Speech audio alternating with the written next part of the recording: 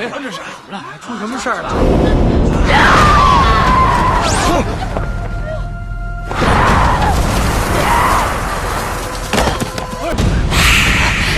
邱一帆，你好毒，是你害死我的！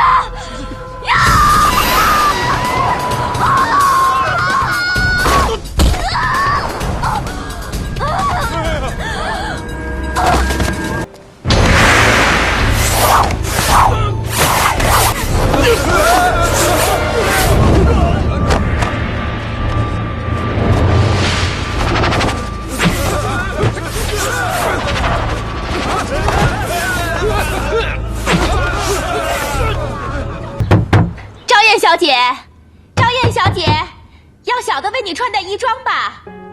误了吉时，王大人怪罪下来，小的可担待不起呀。赵燕小姐，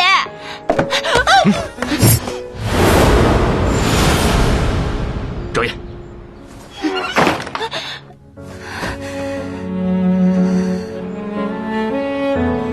赵燕，我知道你还在生哥哥的气。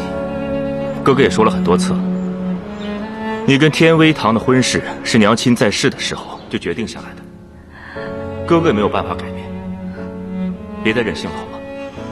把门开开。赵燕，赵燕，赵燕，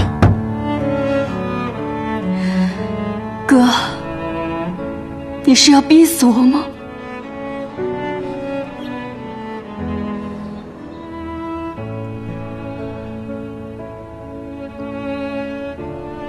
好，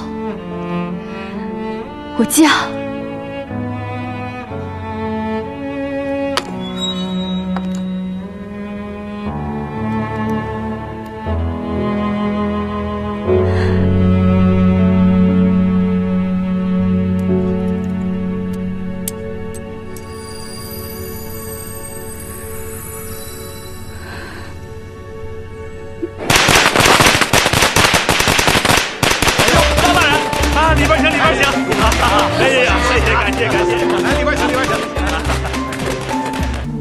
今天可要多喝几杯。严大人啊，严大人，恭喜恭喜啊！谢谢谢谢，好，谢谢啊！有劳各位了啊，有劳了。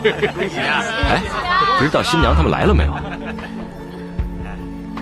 严大人身边的，莫非就是白衣神判蒋浩辰？正是与王浩德大哥同为大理寺少卿的蒋浩辰。白衣审判，无案不破，有机会一定要见一见。新郎官旁边的就是新郎官的拜把大哥，长乐帮的帮主常振锋，绝配啊！此人武功稀松平常，但一生义字当头，所以有不少追随他的帮众。至于新郎裘一凡，虽然人称正义剑客，但是呢，剑法狠辣非常，杀人就在拔剑的一瞬间。救我来了！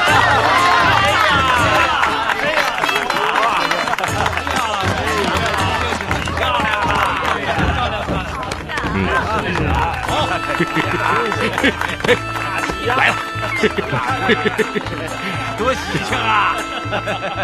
这大喜的日子，新郎官看起来并不开心啊。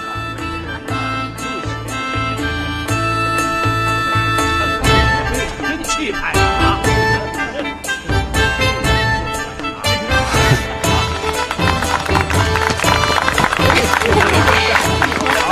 停！停轿停轿啊！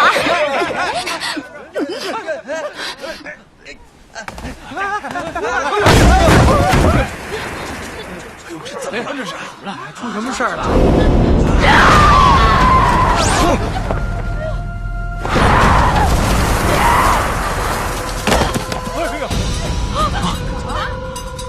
新娘子怎么了？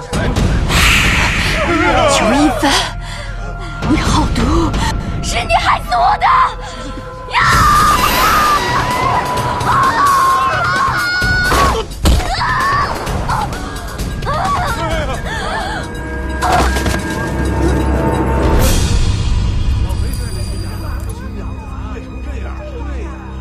什么事儿了？这啊！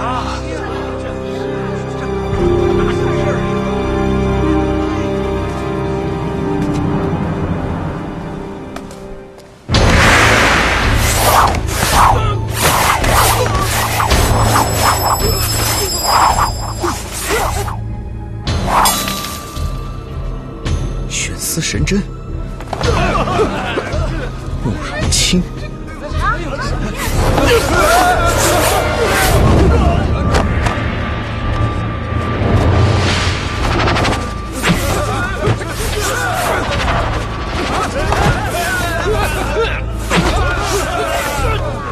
王昭彦中的是蛊毒，谁要是敢接近他，下场跟他一样。既然这样，还不赶快放开我们！臭丫头！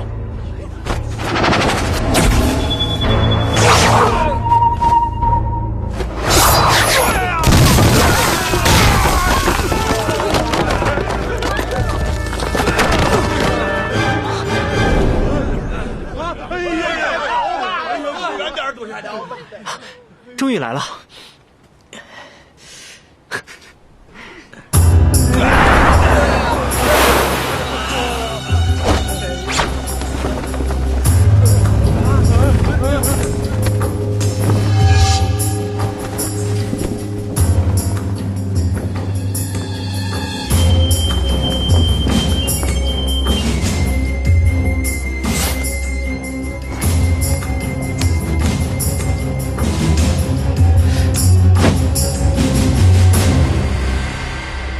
昭彦姑娘，她这是怎么了？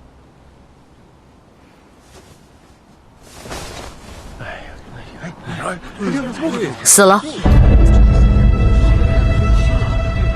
王昭彦中的是蛊毒，会传染他人，不宜留在人多之处，尽快把人抬走吧。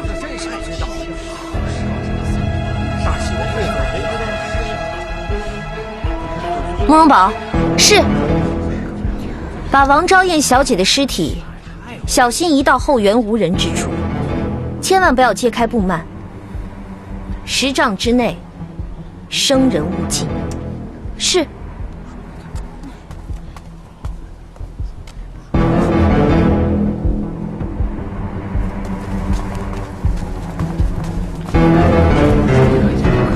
大喜的日子说这闹出人命裘一帆，王昭彦死前为什么跟你说这些？我怎么会知道？常大哥，严大人，请你们一定要相信我，王昭彦的死真的跟我一点关系都没有。哎，一帆这个人我还是知道的，他行事磊落，江湖人称正义剑客，他怎么会毒害自己的未婚妻呢？况且江湖中名不副实的人多的是，所以挂着正义的羊头，大有可能卖的是不义的狗肉。哟呵！没想到名震江湖的药王山庄庄主慕容清小姐，居然是一个出口不逊的母老虎。我常振锋敢以项上人头作保，这个女人的死，跟我兄弟裘一帆没有半点关系。好了，各位安静一下，啊！我身边这位，就是大名鼎鼎的白衣审判，大理寺少卿，蒋浩辰蒋大人。刚才发生的事情，他都看到了，我相信他一定会查明真相，绝不会冤枉无辜的。蒋少卿，我说的没错吧？是的，严大人。大风，大人，立刻赶回大理寺，向王少卿报告这里的情况。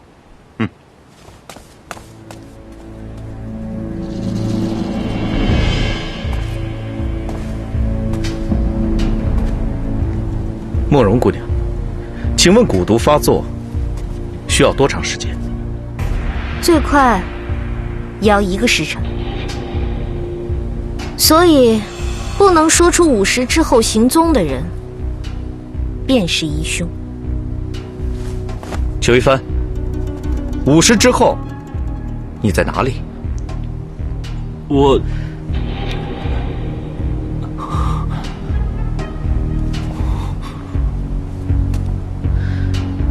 既然新娘不是他杀的，为什么他的双眼要看着门口，双脚也要朝着门口走？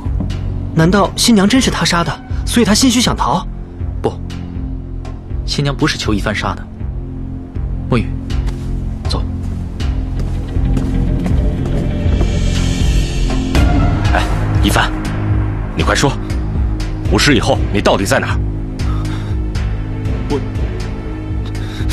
哎呀，我什么我呀？一句话就可以说得清清楚楚，结结巴巴的干什么？快说！既然无话可说，来人，在，立刻把裘一帆收押大理寺候审。且慢，蒋少卿，一帆还没有做出解释，你就要把他收押入监，大理寺办案，什么时候变得如此草率？对呀，谁敢动我义弟裘一帆，先杀了我常见峰！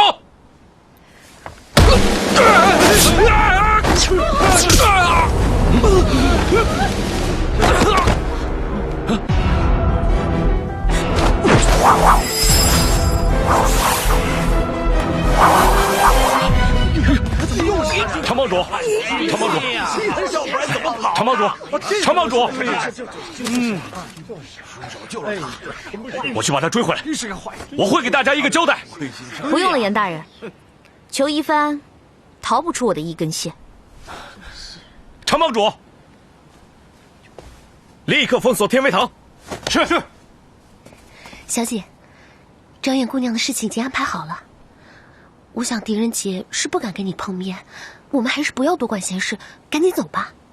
不，狄仁杰已经来了，裘一帆就是引出狄仁杰的鱼饵。裘堂主请留步，我家大大有礼相赠。滚开！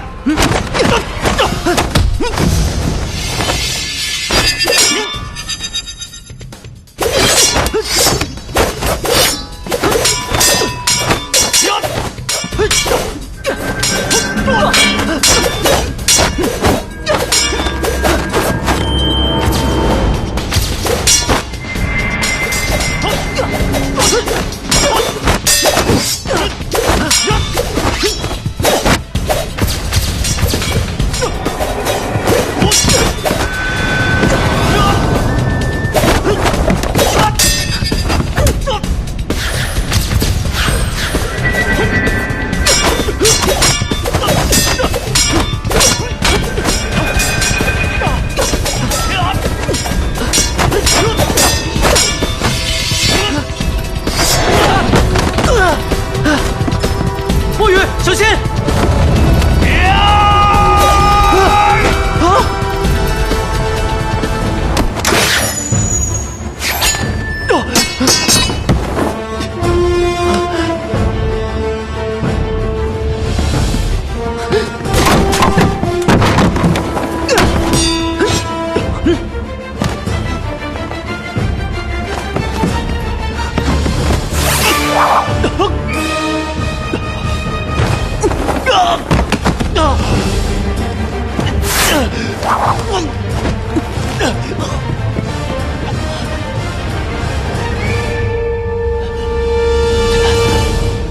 再动就要你人头落地！哎，千万不可，手下留情啊！此人杀害我好姐妹王昭燕，血债血偿，是江湖的规矩。姑娘，长安城乃天子脚下，王法之地，岂可滥用私刑？哎，狄仁杰，你来的正好啊！方才的事情你都看到了吧？啊，晚上刚刚正好在案发现场的旁边的酒馆喝酒，目睹了这一切。啊，那真是太好了。蒋少卿，这位就是我跟你说过的汴州判佐狄仁杰，此人智慧过人，我相信他一定能查出王昭燕的死因。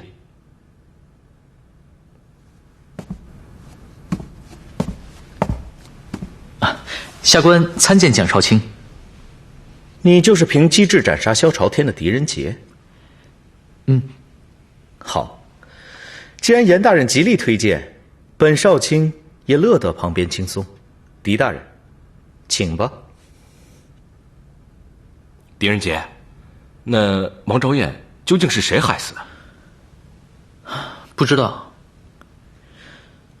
但我却可以证明，裘一帆不是杀害王昭燕的凶手。不过，严大人，您真的希望我这么做吗？为受害者洗冤，不是你一直坚持做的事吗？好，任杰就来证明裘一帆不是杀害王昭燕的凶手，为受害者洗冤。请给裘一帆松绑。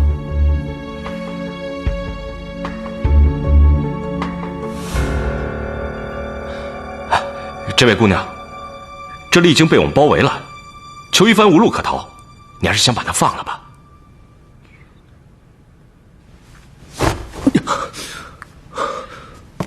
裘兄，我早就说过我是来送贺礼的，怎么样？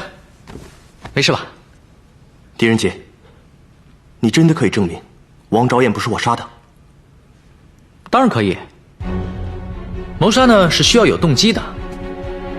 天威堂的招牌虽然是100年金漆，但是近2年来接连失窃了几批贵重货物，使他的生意一落千丈。相反，王昭燕的大哥王浩德贵为大理寺少卿，深得皇上的信任，前途不可限量。所以裘一帆可以靠着这门亲事夫凭妻贵，根本没有杀死王昭燕的理由。你说是也不是？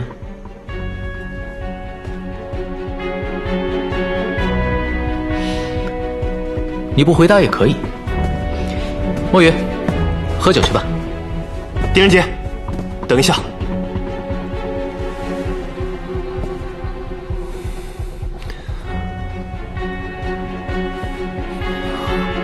没错，天威堂的生意的确不如从前，所以王昭燕就是我裘一帆用来生金丹的补剂，我根本就没有杀他的动机。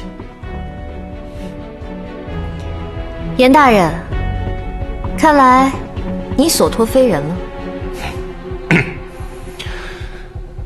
狄仁杰，你只需要证明裘一帆50日以后没有去过王昭燕家中下毒就可以了。这个容易啊，这证据不就在我们所有人的身上吗？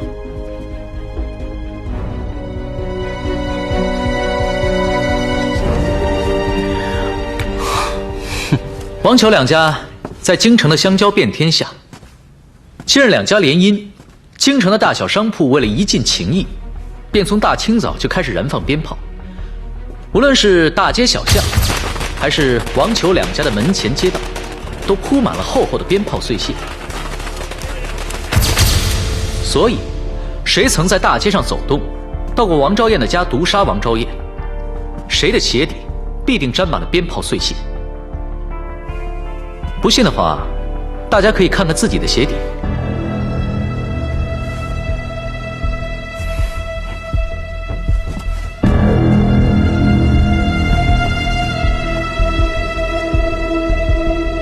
快去！果然如此。既然裘一帆从来没有离开过天威堂，那他的鞋底必定没有沾上鞭炮碎屑。裘兄，抬起你的左脚，给大家看看。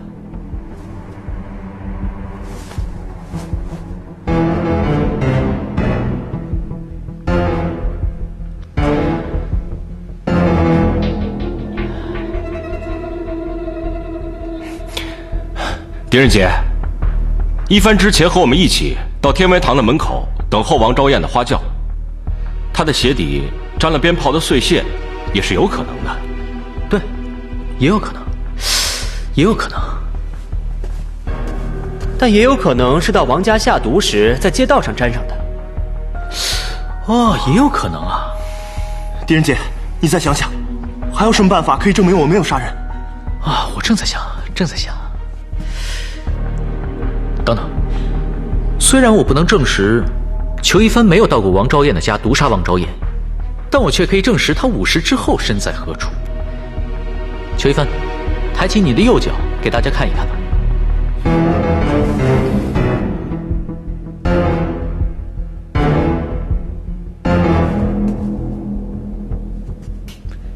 墨雨，你的鼻子最灵，闻一闻，告诉大家这是什么？我是你的书童，又不是你的小狗，为什么要嗅人家鞋底啊？这是马粪，我在这里都能闻得到，看着湿润的程度，还是新鲜的马粪。天威堂后院有个马厩，想必裘堂主刚刚去过那边吧？当然去过，这不就是喂马的草料吗？如果我猜的没错，裘一帆在午时的前后，王昭燕的喜轿未到达天威堂之前，他就一直身在马厩之内，是也不是？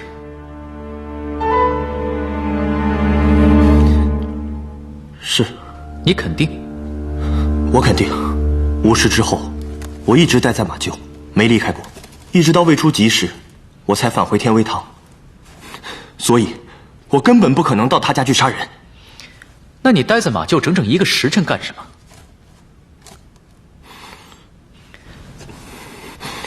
你不回答我的问题，又怎么可能摆脱嫌疑呢？你是不是在马厩约了人？是。女人？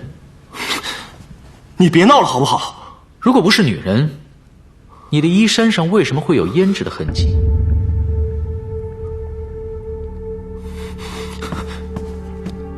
这不是胭脂，这是水痕。这不是水痕，这是泪印。女人伏在男人的身上哭，胭脂沾到了衣衫上，被泪水所化，便变成了泪印。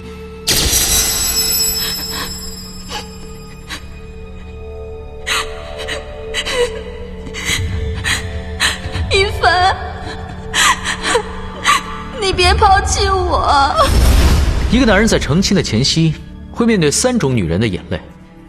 第一便是慈母欣慰的眼泪，第二是未过门的妻子欢喜的眼泪，第3便是旧情人伤心的眼泪。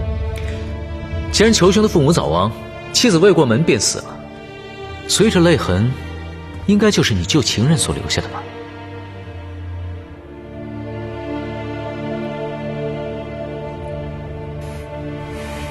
一帆，大婚之日你私会旧情人，你太不应该了。严大人请息怒。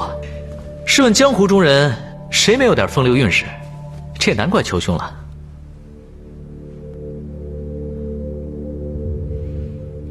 没错，我是在马厩私会我的旧情人。可是严大人，我是为了维护他的名节，才没有说出实情的。好，裘兄果然是重情重义之人，人家差点哭出来了。狄仁杰，既然事情已经水落石出了，是不是现在就能证明我不是凶手？现在还言之过早吧？你的旧情人怀了你的骨肉啊！你胡说！狄仁杰，我现在不需要你帮忙了。我从来没有说过要帮你，我只是说要证明你不是杀害王昭燕的凶手，为受害者雪冤。要不是你的旧情人怀了你的骨肉，你怎么能狠心杀死他呢？没有杀人，你拿出证据来。这证据就在。停！严大人，请你相信我，我真的没有杀人。你一路扶持我到现在，我才有今天，我怎么可能做那种不仁不义之事呢？严大人，这可是一尸两命啊！证据呢？这证据就在裘一帆的剑上。墨雨，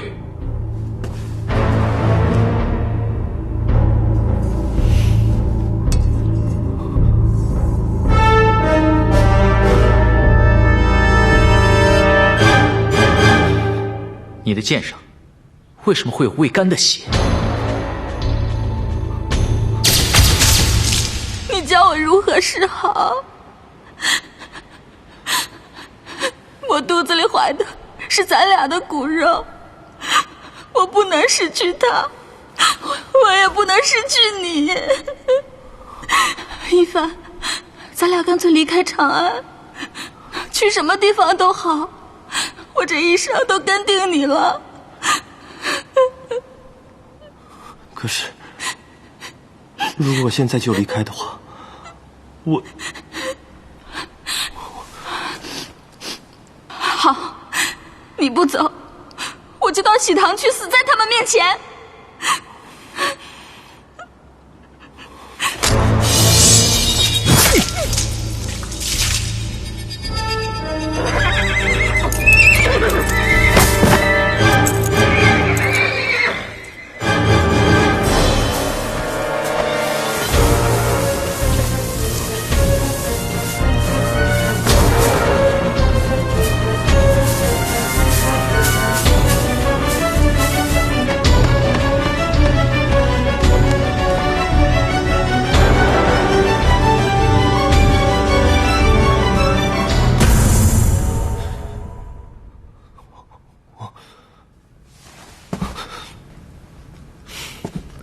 邱一帆，你的确不是杀害王昭燕的凶手，只因为你午时之后正在杀害你的旧情人，以及她肚子里未出世的孩子，埋尸天威堂马厩之内。胡说，我没有杀人。那你马上跟我到马厩去，我敢肯定你的旧情人尸体还在。不用了，抬进来。刚才蒋大人派我们去马厩查看，果然发现这具女尸，死亡不到1个时辰，尸体尚有余温，且有身孕。瞒不过狄仁杰的事情，又怎能骗得了蒋浩辰呢？没想到初见蒋少卿，就在你面前献丑了。闻名不如见面，狄仁杰果然机智过人。宁强，宁强，宁强，妹妹啊，妹妹，妹妹，你死得好惨啊！邱一帆，我和你是结拜的兄弟，你竟然做出如此猪狗不如的事情，我跟你拼了！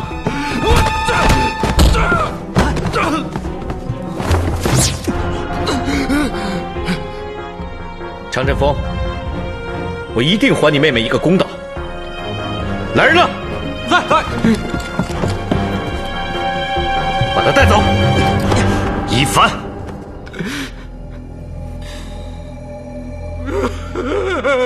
你不需要这么看着我。从以前你就告诉我，做人要光明磊落。如果我不杀了这个女人，我怎么继续光明磊落？你带走。且慢。哎呀，堂堂成了帮主，怎么哭得跟个孩子似的？你是江湖中人，要给妹妹报仇，就要依照江湖的规矩。什么江湖规矩啊？跟裘一帆一战定生死，让他血债血偿。常振锋与裘一帆的武功相差太大了，你这不是让他送死吗？要报仇，不就要做好死的准备吗？这不就是江湖吗？蒋少卿，可否破例一次，让他们江湖的事情江湖了？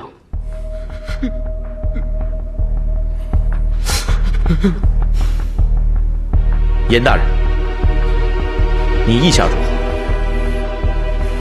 蒋少卿，裘一帆已经杀人犯案，公事公办，本官不便多言。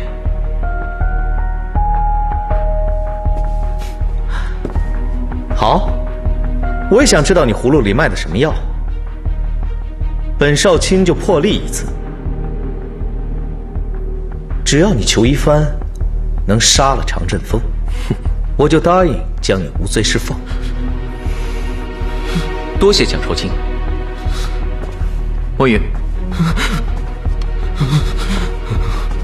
裘一帆，你可愿意接受常振锋的挑战？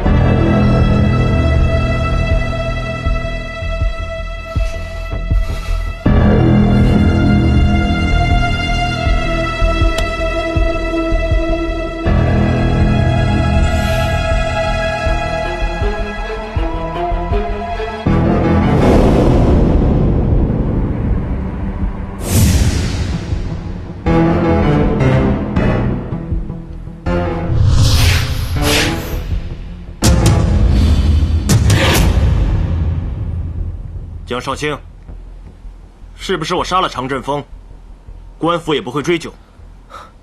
当然，一切依江湖规矩行事。没想到我身在江湖，杀了人还能逍遥法外。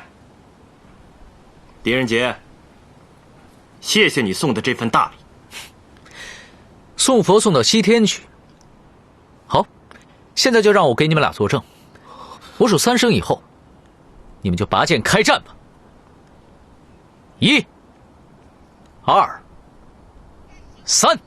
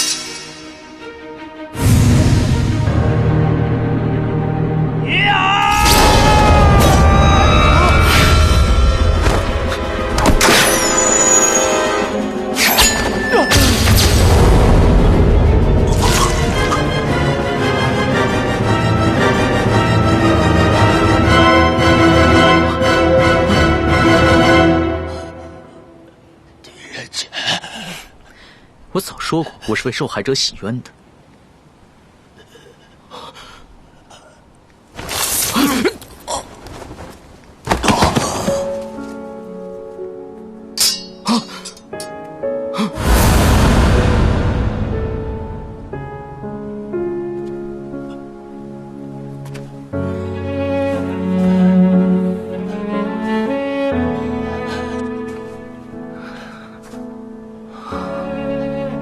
大人，我对不起你。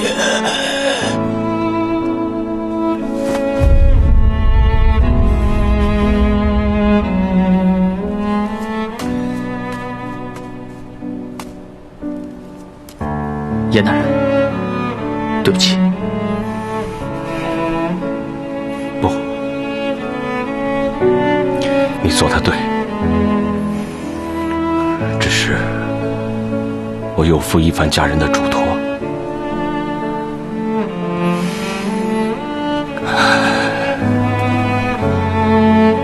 狄仁杰，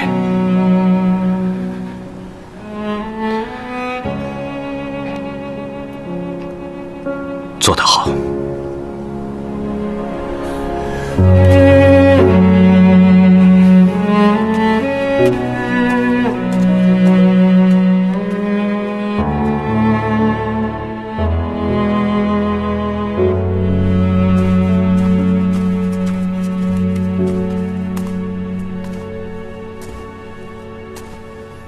狄仁杰，你站住！我决定了，把长乐帮送给你。我要你长乐帮干嘛？我会公告江湖，从今天起，狄仁杰就是长乐帮的帮主，常振锋参见帮主。我是受朝廷俸禄的，怎么能当什么帮主呢？从现在开始，振锋的命就是帮主的。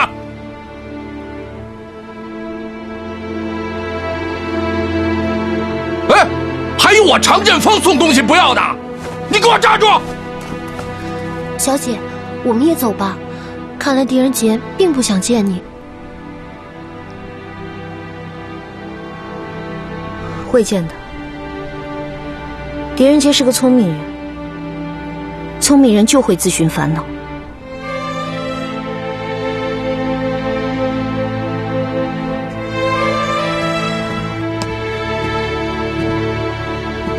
严大人，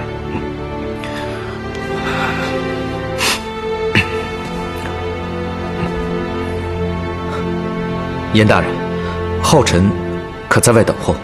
啊，不必了。唉，一帆的事情虽然难以接受，可他是罪有应得。我把蒋少卿请过来，是有事情要跟你商量。你觉得狄仁杰这个人如何？严大人，你可听说过义帛术？义帛术？从未听过，是一种高深的武功吗？不，义帛术没有一招半式，只是思想法门的口诀，却能套用于武功、谋略、战阵之上。修行大成者如同棋艺高手，能洞悉敌人接下来的每一步，并计算出对应方式。于是可以预先设下陷阱，让敌人跌入自己设计的陷阱死局而不自知。从狄仁杰怀疑裘一帆开始，裘一帆就已经跌入狄仁杰的精准设计之中，一步不差。你是说狄仁杰懂得义帛术？可是当时他曾经做出错误的判断，比如说他认为裘一帆的鞋底并没有那鞭炮碎屑。是，这正是义帛术的恐怖之处。这个错误也在计算之内。狄仁杰故意做出错误的判断，让裘一帆对他更加依赖，那狄仁杰便可以把裘一帆玩弄于股掌之间。你是说狄仁杰从肯定裘一帆是凶手那一刻开始，便已经计算出他会死在自己的剑下？从那一刻开始，狄仁杰就决定要杀死邱一帆。或许常振锋出现只是个意外，但狄仁杰即兴的改变计划，让常振锋可以亲自为妹妹报仇，不止大快人心，也让这个案件有了完美的结果。这么说，狄仁杰确实是懂得异帛术了。不确定，异帛术是传说中的神技，练成的人不多，听过的人也不多，是否存在都不知道。但就算是异帛术，也未必牢不可破。江少卿，是否有意和那狄仁杰较量一番？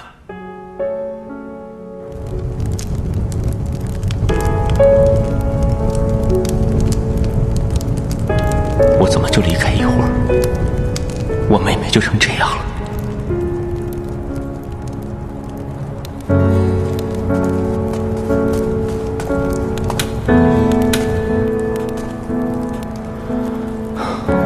终于摆脱常振锋的纠缠了。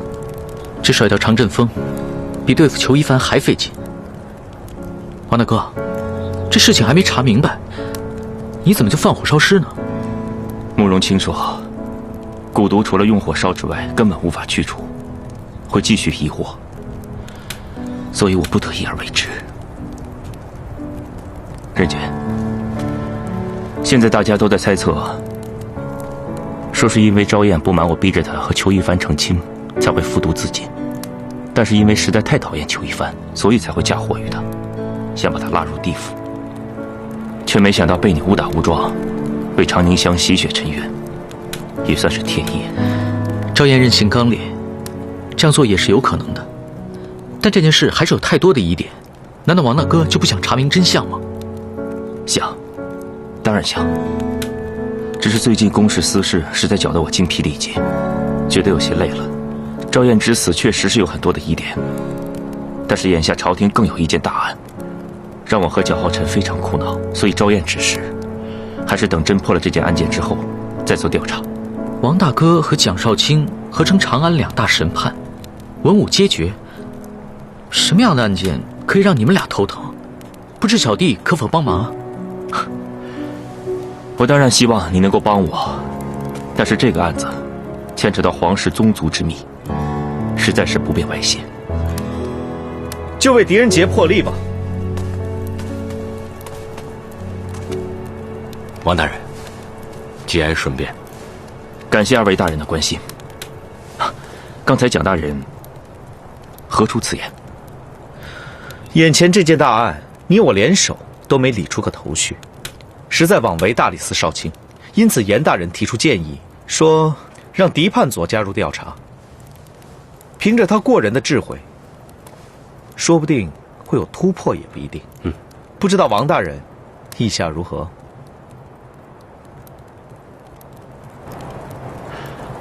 既然蒋大人如此说，好。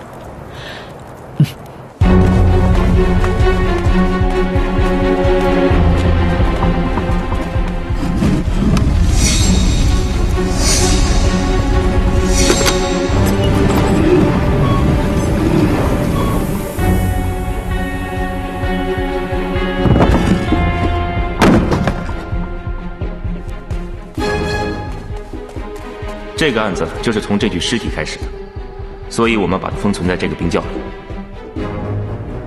不可能，天下间根本就没有这样的死法。他的死因是什么？这个人是自己掐着自己的脖子，导致气息中断，气绝而亡。自己掐死自己，有可能吗？绝对不可能，人不可能自己掐死自己。自己掐着自己的脖子，气未绝，人已昏，双手自然会松开，气息也会恢复正常，所以人不可能掐死自己。不信的话，你可以自己试试。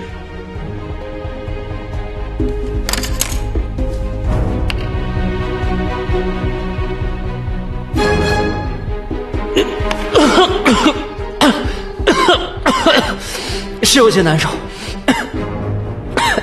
但是种种迹象表明，这人的确是自己掐死自己，他究竟是谁？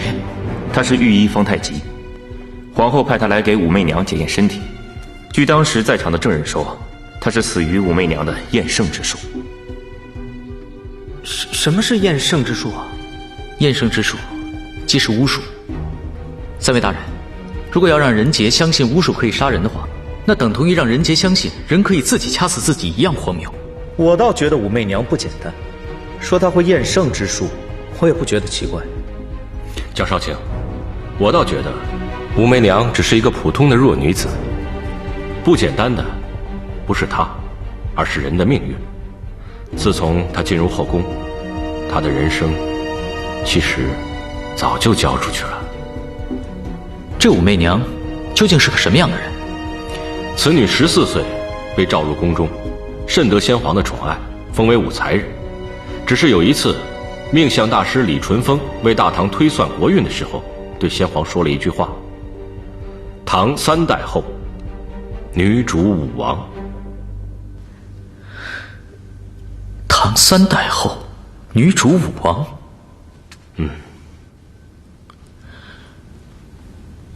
当今圣上正是大唐的第3代皇帝。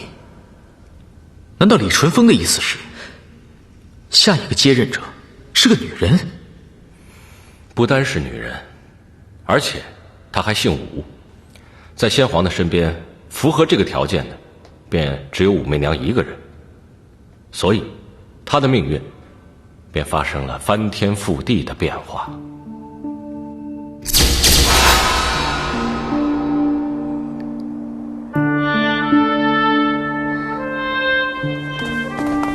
公公，你可知皇上什么时候召我侍寝？公公，能否把这个交给皇上？武才人，你就死了这份心吧，皇上啊是不会再宠幸你了。奉天承运，皇帝诏曰：武才人今日起贬为宫女，钦此。从此，武媚娘在宫中虚度了整整10年光阴。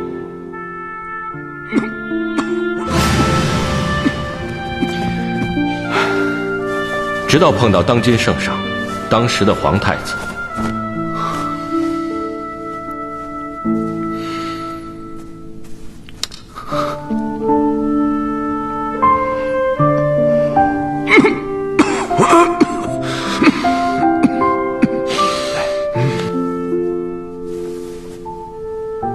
皇上曾对我说，那是他第一次自由与一个女子恋爱，但命运没有就此眷顾这个女子。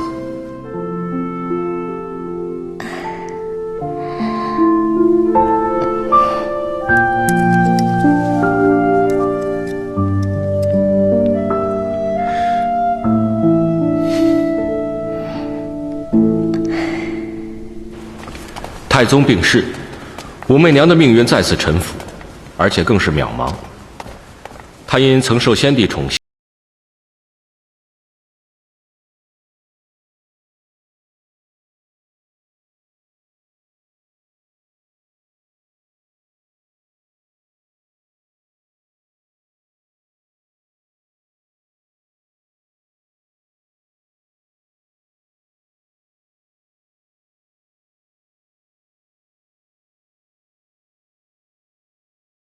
没想到，命运又再一次的把这个弱女子推向了风口浪尖之上。1年前，皇后因为自己未有所出，为了讨好皇上，便提议让这武媚娘重回后宫。也正因如此，她才卷入了这场命案之中。想想，此女子也真是可怜啊。武媚娘能够得到2代天子的宠幸，你说她可怜？我倒觉得他不简单。这感业寺是宫中妃嫔落发苦修，度过余生之处。为保他们安全，故一直谢绝香客，并有重兵驻守，闲杂人等一律禁足。即使守军，如非必要，也是望入者斩。除非持有皇帝或皇后亲赐的令牌。7天前，御医方太极奉皇后之命，为武媚娘做入宫前的身体检查。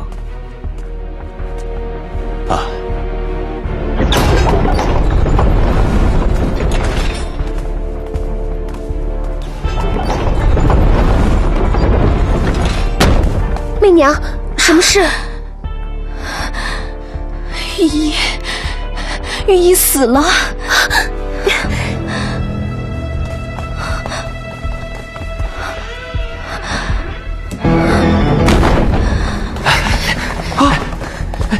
方御医，方御医，方御医，啊！方御医死了，死了，杀人了，杀人了，杀人了！当时只有武媚娘在旁边，若不是巫术，又如何让人自掐致死？但是杀人动机呢？御医死后，他的随从向我们透露，御医死前5天，曾来为武媚娘把过脉。当时就怀疑武媚娘怀有身孕，不守贞洁，这次来就是想证实此事，没成想在这普氏殿中离奇死去。那王大哥的意思是，武媚娘怕她怀孕的事情会影响她重新回到宫中，于是将御医杀死。这也是有可能的。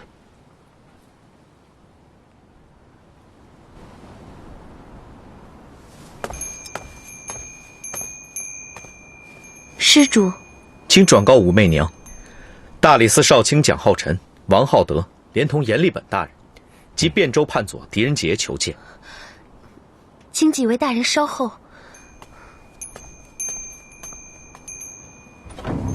御医的死讯传到宫中以后，皇后也认为是武媚娘用巫术害死了御医，便想用火烧死他。皇上得知以后大惊劝阻，终于皇后做出让步，却要皇上在10天之内找出真凶。10天之后子夜的更鼓响起，如无结果，不管是与不是，都将是武媚娘的死期。现在距10日之期只剩3天。狄判佐，这武媚娘多年以来一直在这普氏殿中为先皇和皇上祈福，你觉得这样一个女子会使用巫术杀人之徒吗？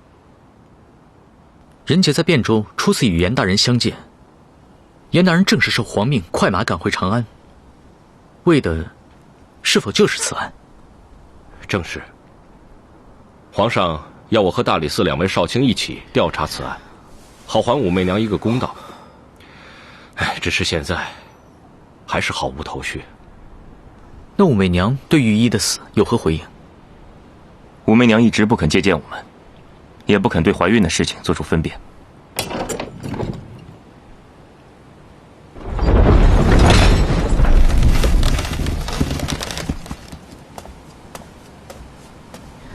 武媚娘说了，只见狄仁杰一人。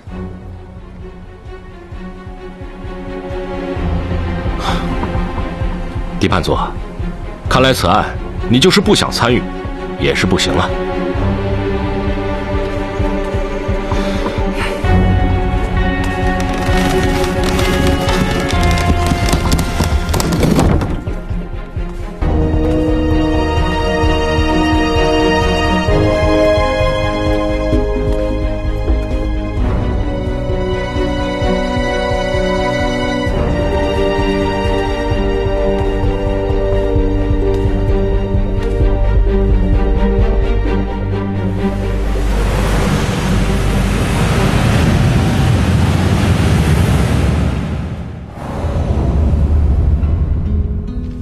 武媚娘见过狄大人，我该如何称呼你呢？乡音无改，大人是并州人吧？我也是并州人，就叫我媚娘吧。好一个乡音无改，彼此彼此。普氏殿是礼佛地，请大人屈就。入乡随俗，入寺随佛，何屈就之有？据说御医死后，媚娘一直不肯接见几位大人，这次却因为人杰破例，难道真的因为我们是同乡？不，同乡情谊怎能和人命凶案相比？媚娘肯见狄大人，是因为你和其余的3位大人不同。只因为他们身在朝中，我却在朝外。愿闻其详。身在朝中，处事难免受制。正如严大人受皇上之命调查此事，必定偏护媚娘；而大理寺2位少卿，虽然是众口称誉的审判，但他们的背后有皇后施压，调查起来，判断难免会受影响。就只有狄某人身份低微，或许对人对事还能保持中立，以一个平常人的心来面对这个案件吧。与大人说话真是乐事。大人有事请问，在观音面前，媚娘定坦诚相告。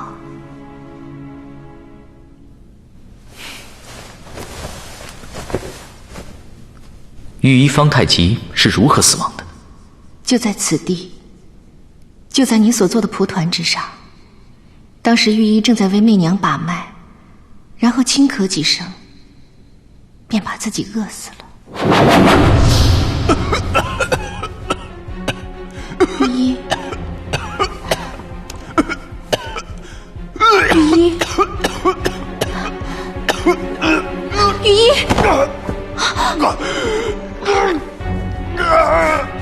御医。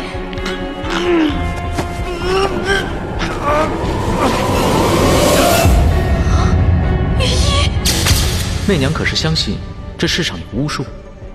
媚娘是否相信并不重要，关键是狄大人相信吗？人杰只相信证据和真理。最后一个问题，媚娘是否怀有身孕？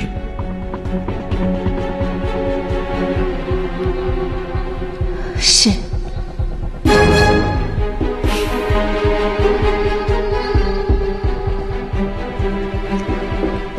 人杰告辞了。狄大人，媚娘有一事相求，刚才大人所想，烦请大人守密。与媚娘对话真是乐事。放心，人杰刚刚所想，定不会告诉他人，因为这也关系着人杰的生死。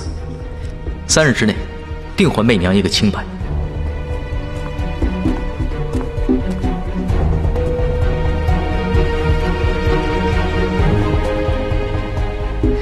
狄大人，家乡的芍药可开好了？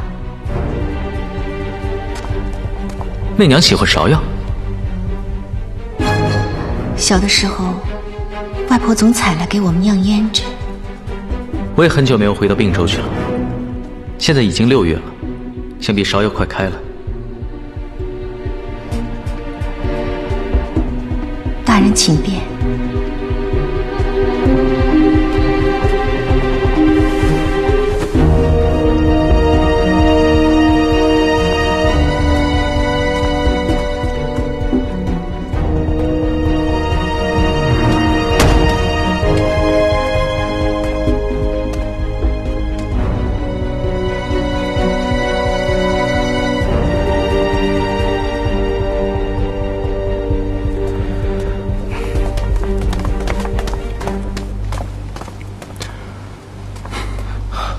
狄判佐，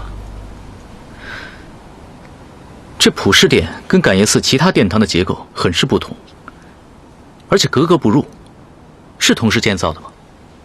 感业寺建于隋朝后期，和这普氏殿应该是同时兴建的，但为何风格不同就不得而知了。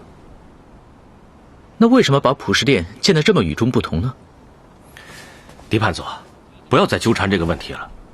方才，武媚娘跟你说了什么？她说，御医不是她杀的。就说这些？她还说，她的确怀有身孕。没说，孩子的父亲是谁？她没说。所以你认为，人不是他杀的？我确实相信这世上根本就没有巫术，但也相信，如果要证明武媚娘不是真凶的话，要有确切的证据。3位大人，请允许人杰参与侦办此案。好啊，求之不得。狄判佐，你有什么要求的话，尽管告诉我，本官会安排的。那请大人在普氏殿前加派守卫吧。啊？难道普氏殿还会有事发生吗？这御医此时殿内只有2个人，如果武媚娘不是真凶的话，那必定有第3者在殿中。但御医死后，普氏殿一直有人看守，这凶手到底是如何逃走的呢？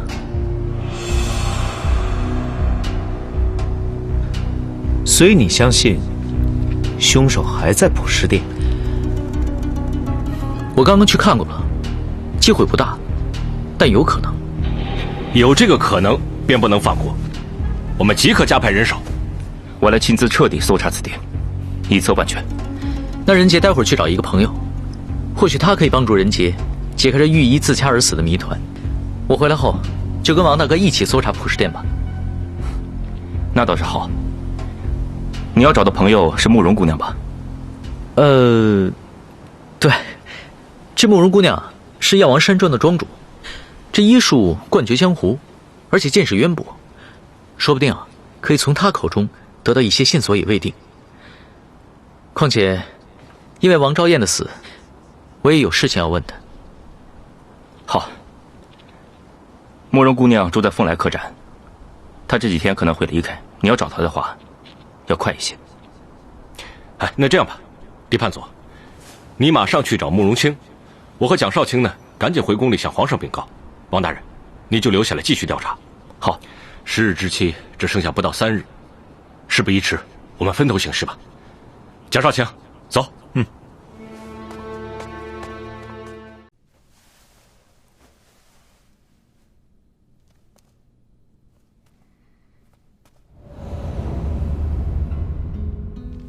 武媚娘见过狄大人。我该如何称呼你呢？乡音无改，大人是并州人吧？我也是并州人，就叫我媚娘吧。好一个乡音无改，彼此彼此。普世殿是礼佛地，请大人屈就。入乡随俗，入寺随佛，何屈就之有？据说御医死后，媚娘一直不肯接见几位大人，这次却因为人杰破例。难道真的因为我们是同乡？不，同乡情谊怎能和人命凶案相比？媚娘肯见狄大人，是因为你和其余的3位大人不同。只因为他们身在朝中，我却在朝外。愿闻其详。身在朝中，处事难免受制。正如严大人受皇上之命调查此事，必定偏护媚娘；而大理寺2位少卿，虽然是众口称誉的神判，但他们的背后有皇后施压，调查起来，判断难免会受影响。就只有狄某人，身份低微，或许对人对事还能保持中立，以一个平常人的心来面对这个案件吧。与大人说话真是乐事。大人有事请问。在观音面前，媚娘定坦诚相告。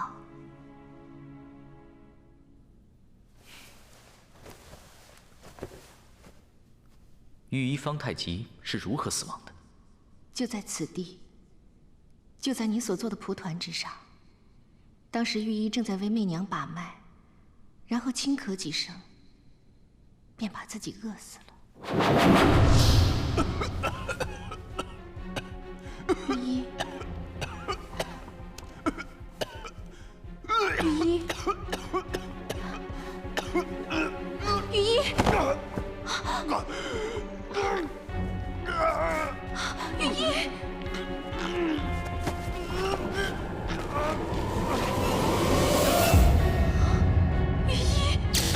媚娘可是相信这世上有巫术？媚娘是否相信并不重要，关键是狄大人相信吗？人杰只相信证据和真理。最后一个问题，媚娘是否怀有身孕？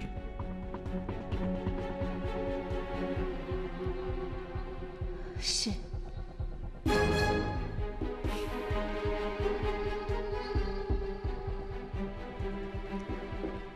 人杰告辞了。狄大人，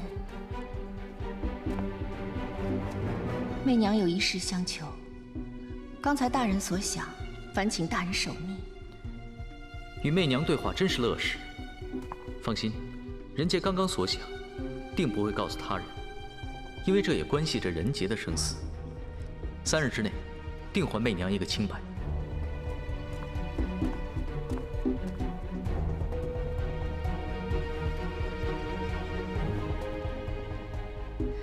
狄大人，家乡的芍药可开好了？媚娘喜欢芍药。小的时候，外婆总采来给我们酿胭脂。我也很久没有回到并州去了。现在已经6月了，想必芍药快开了。大人请便。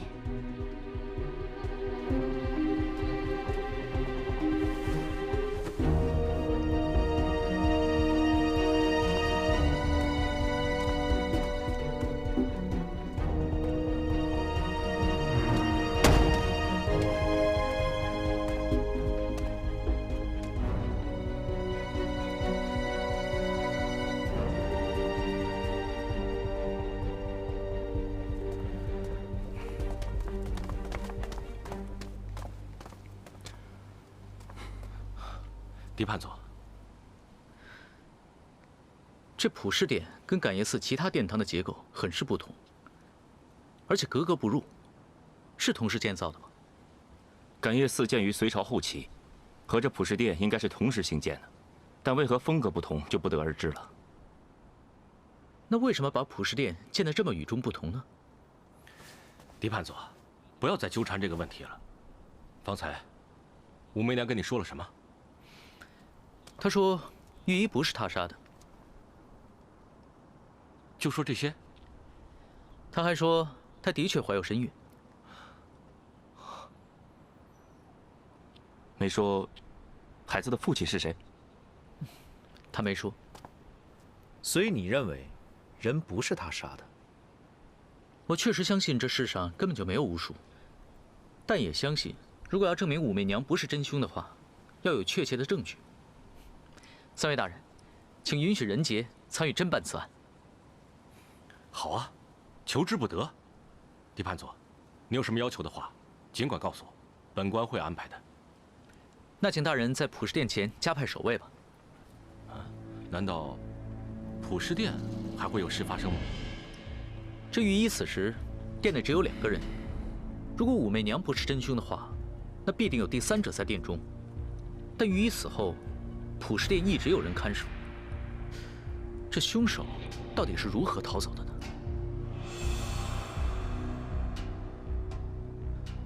所以你相信凶手还在普氏殿？我刚刚去看过了，机会不大，但有可能。有这个可能，便不能放过。我们即刻加派人手，我来亲自彻底搜查此殿，一策万全。那任杰待会儿去找一个朋友，或许他可以帮助任杰解开这御医自掐而死的谜团。我回来后就跟王大哥一起搜查普氏殿吧。那倒是好。你要找的朋友是慕容姑娘吧？对，这慕容姑娘是药王山庄的庄主，这医术冠绝江湖，而且见识渊博，说不定可以从她口中得到一些线索也未定。况且，因为王昭燕的死，我也有事情要问她。好。慕容姑娘住在凤来客栈，她这几天可能会离开，你要找她的话，要快一些。哎，那这样吧，狄判佐，你马上去找慕容清，我和蒋少卿呢，赶紧回宫里向皇上禀告。王大人，你就留下来继续调查。好，10日之期只剩下不到3日，事不宜迟，我们分头行事吧。蒋少卿，走。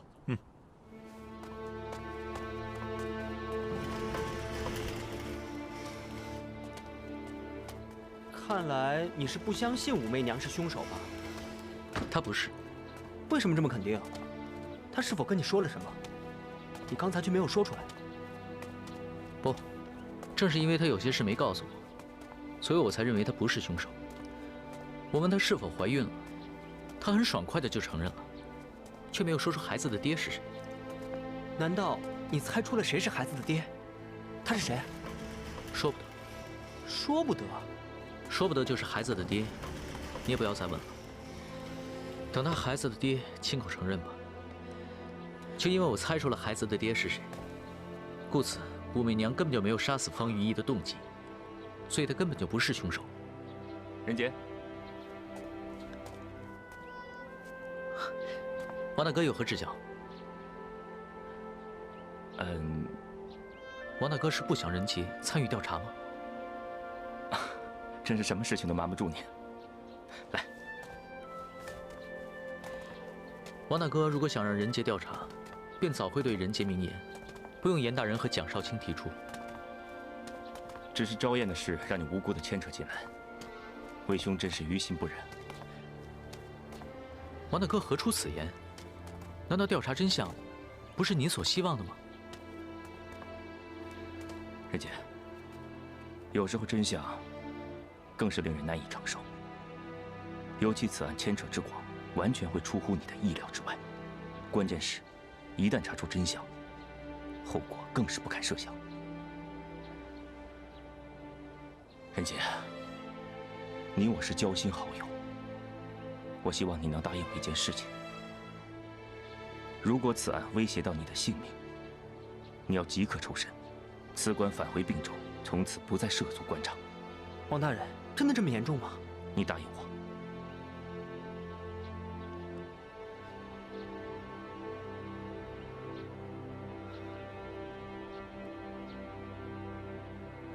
好，我答应你。那我就放心了。今晚来我家暂住吧，咱们兄弟几个好久没有喝一杯了。那任杰就恭敬不如从命了。晚上见。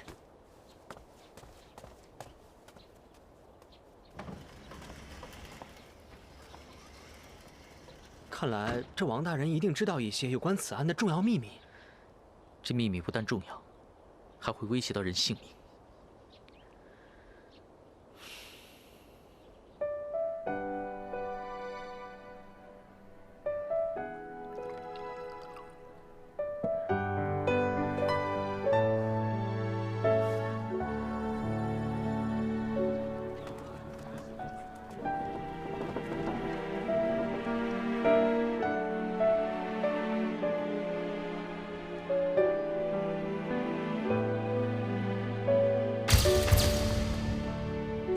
任杰兄，看到那个最红的了吗？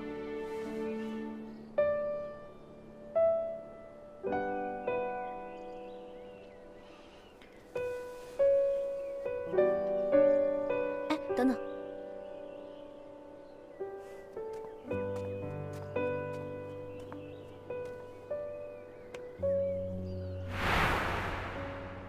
注意你的呼吸，还有风。那苹果无时无刻不在飘动，记住，不能伤它分毫。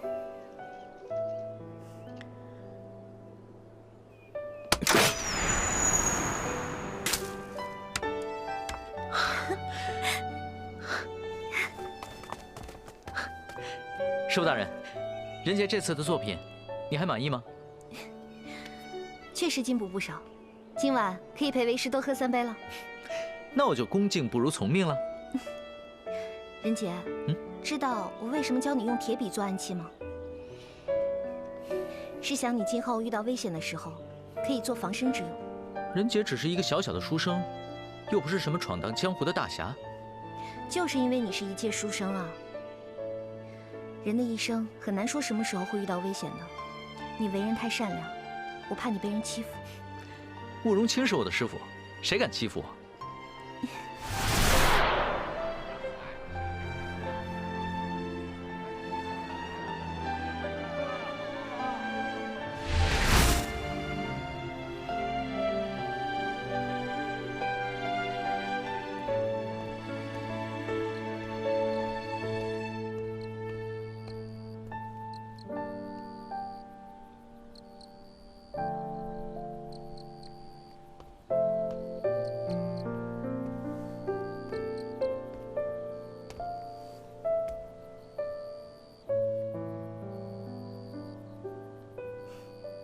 想喝醉吗？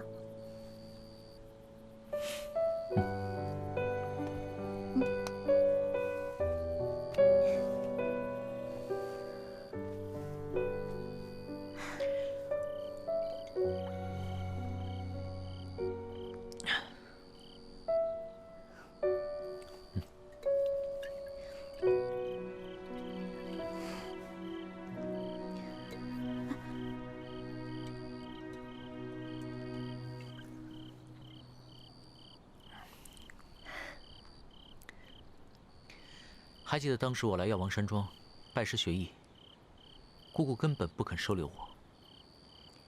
还好你当时替我说话。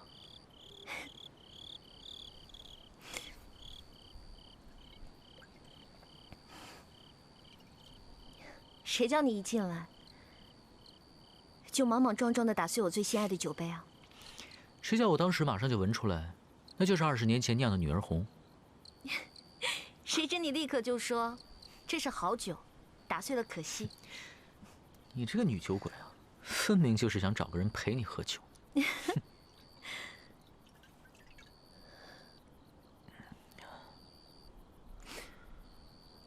可是我现在不只想要你陪我一起喝酒。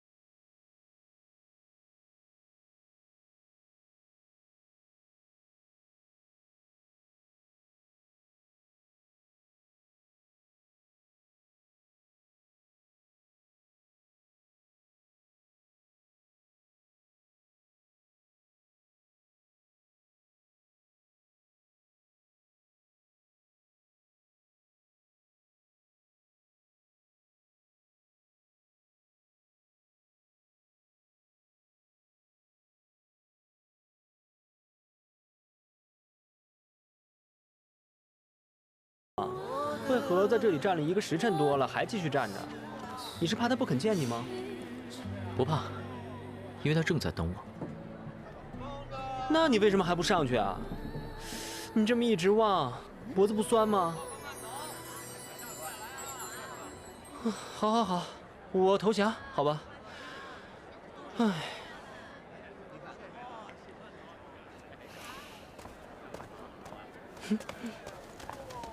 狄仁杰，不好了！怎么了？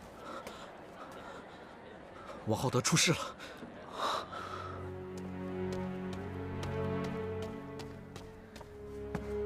小姐，你还在等狄仁杰？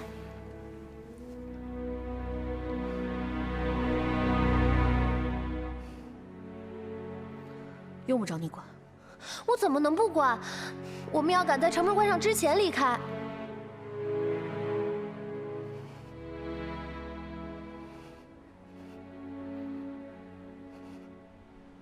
我们走后，王少卿向武媚娘借了普食殿的钥匙，为了安心调查，一个人进去。谁知1个时辰过去了，王大人却还没出来。众人敲门时，发现门已被反锁。参见蒋大人。王浩德大人还在里面吗？还在店里，没有出来。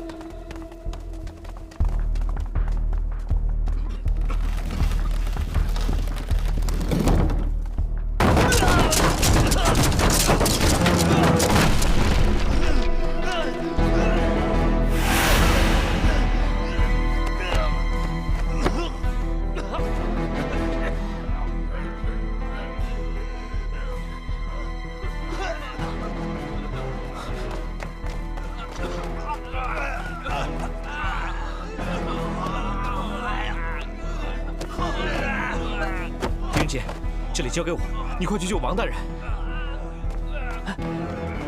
救人呐！小姐，上车吧。小姐，狄仁杰是个寡情的人，我劝你还是不要再想着他了。我想什么与你无关，别忘了，我是小姐，你是奴婢。哎呀，小姐。这次到长安城，我已经陪你做了很多大胆的事儿，都不知道怎么跟姑姑交代。姑姑最不喜欢狄仁杰，偏是你还要跟他见面，那我真的很难。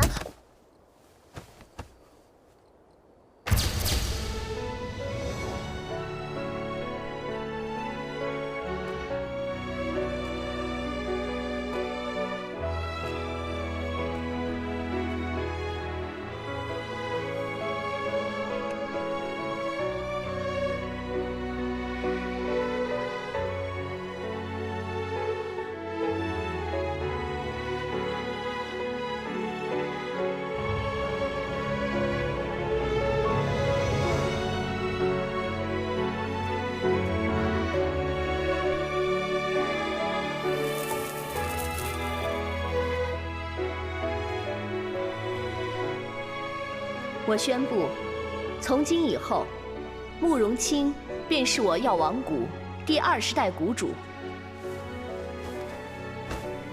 参见药王谷第20代谷主。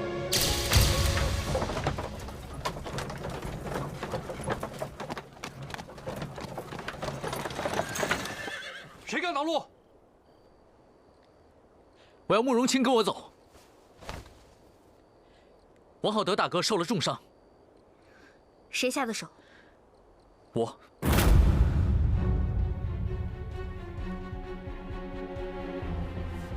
我已经用悬丝神针为王大人保脉续命，接下来为他做好止血，免得血脉一通，血流不止。蒋大人，究竟发生了什么事？今夜，王大人把自己反锁在了感业寺的普食殿中，无声无息，直到我跟狄大人赶至，推开殿门才发现。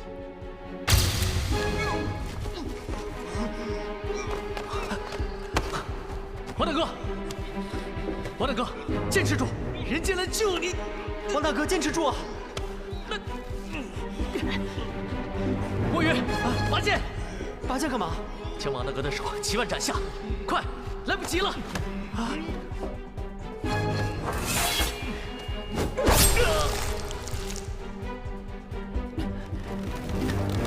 蒋大人，墨云，王大哥就交给你了。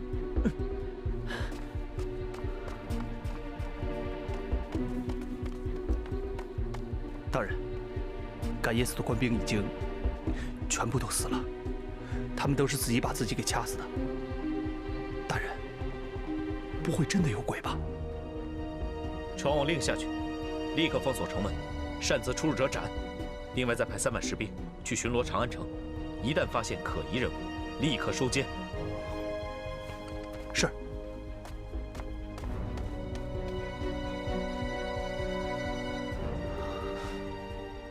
狄仁杰，你总算亲眼见到了吧？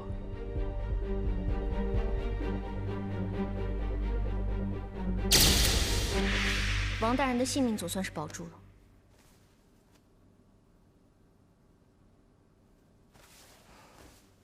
但是王大人的气血滞行太久，伤了三阳经，断了阳维脉，能否醒过来，还是未知。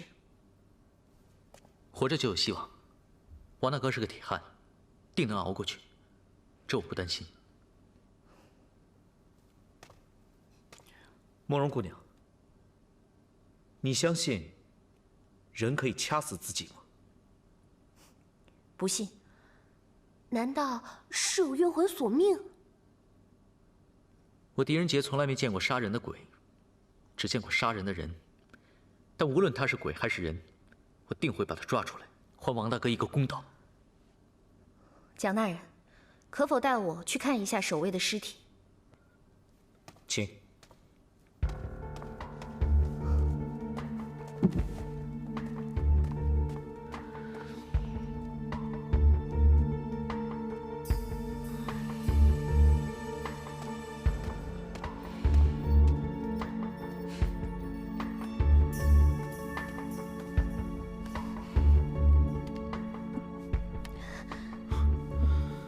外面还有很多跟这位死状一样的尸体。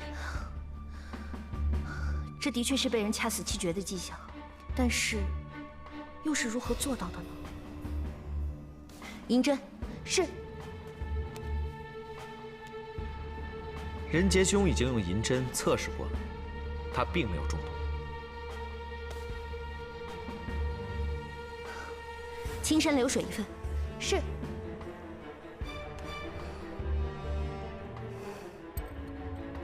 要我相信他们自己掐死自己，我宁愿相信他们全部都中了毒。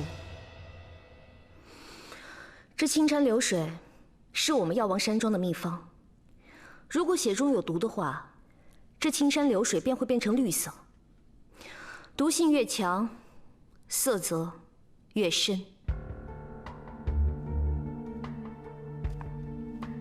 你问问他，这还要过多久才能变色？我狄仁杰从未见过一种毒药可以让人自己掐死自己。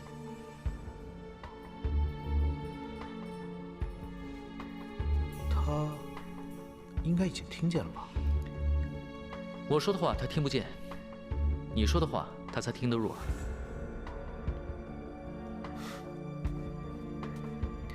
慕容姑娘，为什么有人说的话你会听不入耳呢？有些人的话，我就是没兴趣听。不用我重复了吧？墨雨，拿一个白瓷碗来。哦。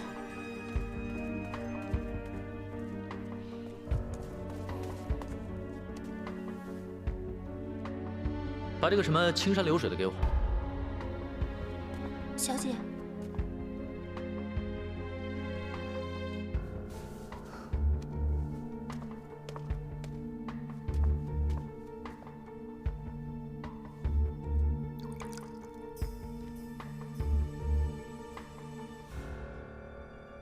果然是中了毒，只是毒性轻微，色泽不深。你跟他讲，既然毒性这么轻微，是怎么毒死人的？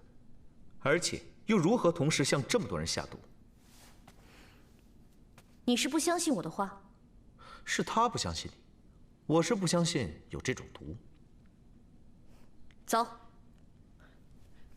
青子，蒋大人说的对。毒性如此轻微，怎么能让这么多人同时中毒呢？他们虽然都中了毒，却并非死于中毒。是蒋大人说的，还是你狄仁杰这么想？是我这么想的。况且王大哥身在普世殿中，守卫却在殿外，为何会同时中毒？这根本不可能。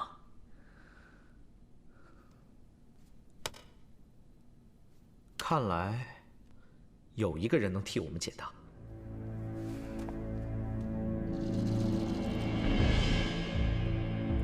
昨夜王大人向媚娘借普世殿的钥匙，媚娘便借给了他，后来便再也没有见过他。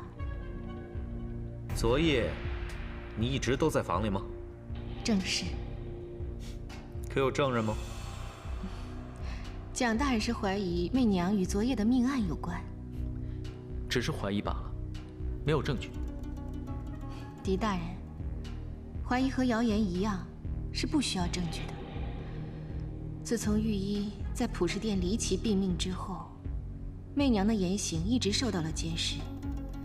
蒋大人要是怀疑媚娘昨夜的行踪，可以向守卫查问一下，便会清楚。杀人不一定要在现场的。杀人确实不一定要在现场，有道理。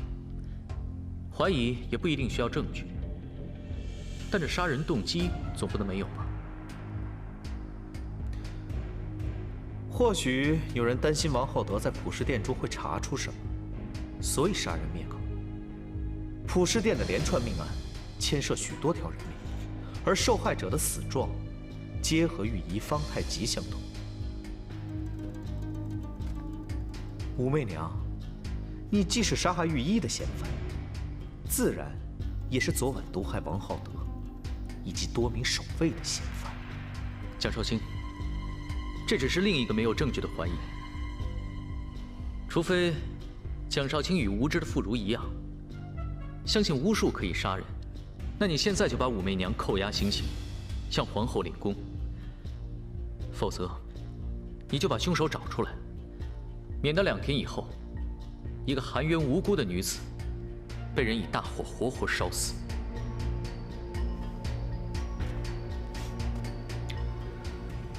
我不会让你含冤而死的，我会找到证据。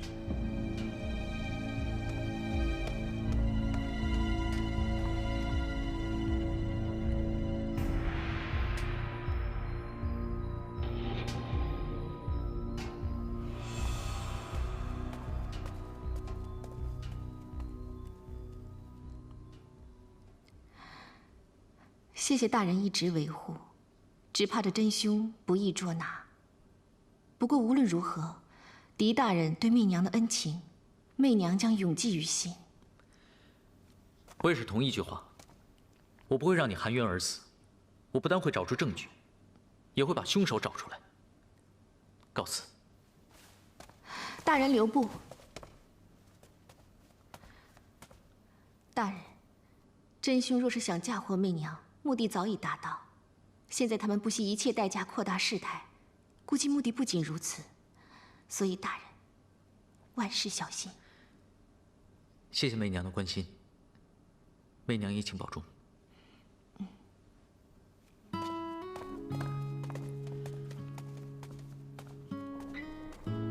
他的确没有杀人动机，而且他说的很有道理。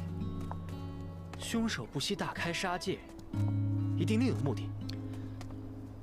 还记得王浩德大哥曾经说过，惨关联重大吗？我有一个预感，还会有人会因此案而牺牲。我不相信这个女人。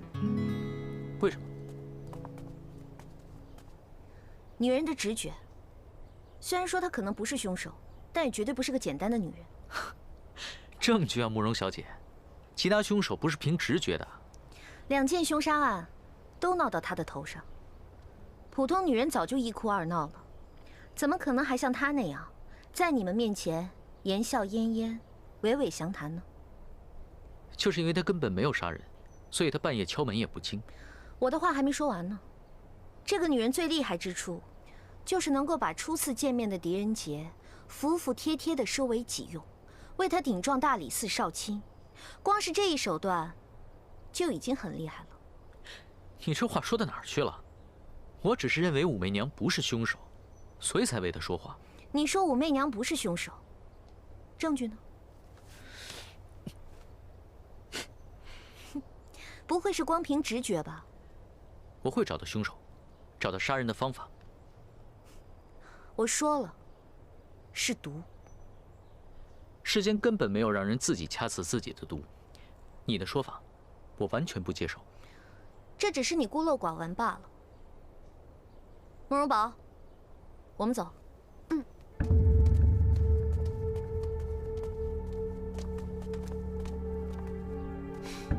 慕容姑娘去哪儿？与大人无关。长安城已经进入戒严状态，所有的城门已关闭。你劳累了一晚，不如早点回去歇着。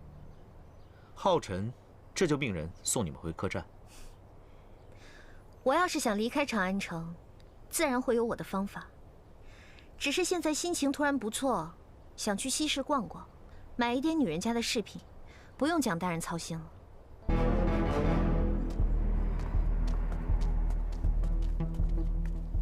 他在吃醋。别说你不知道啊，现在速速去办，明白吗？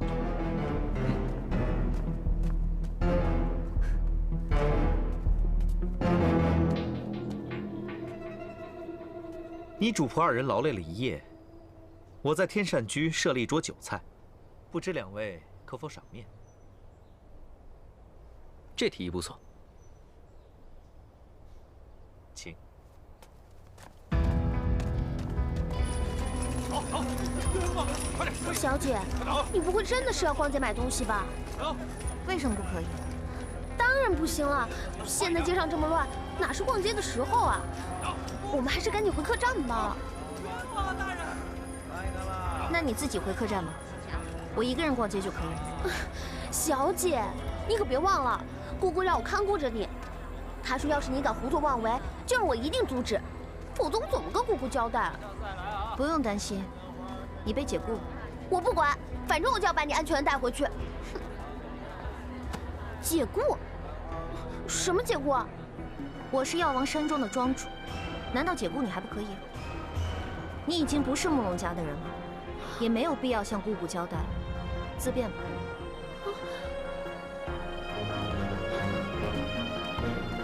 解雇，小姐，快！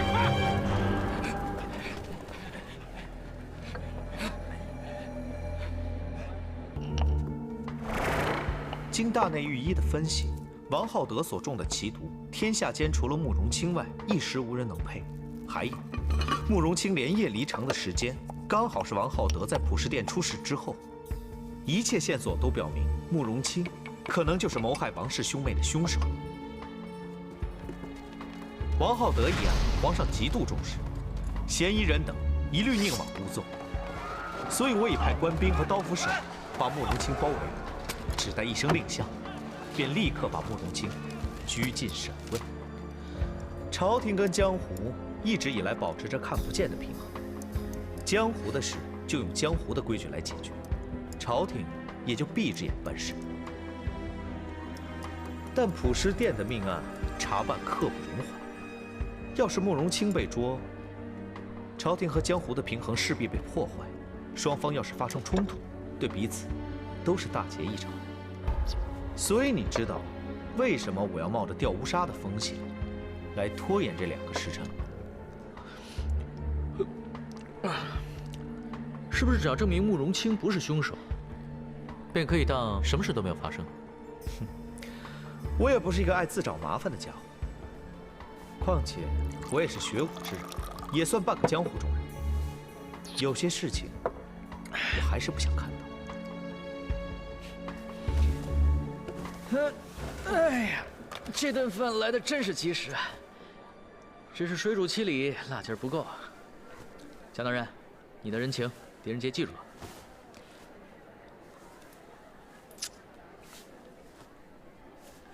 现在仁杰去找个朋友，半个时辰后，普世殿外见，我定会证明慕容清不是凶手。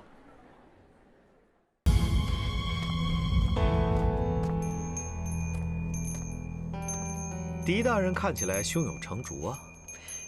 蒋大人，实不相瞒，仁杰现在满脑子里装满了酒香，其余的什么也没有。那仁杰兄还有1个半时辰进行调查，当午时钟声一响，我便会到仙药炉，亲自将慕容清捉拿归案。那事不宜迟，进殿吧。请。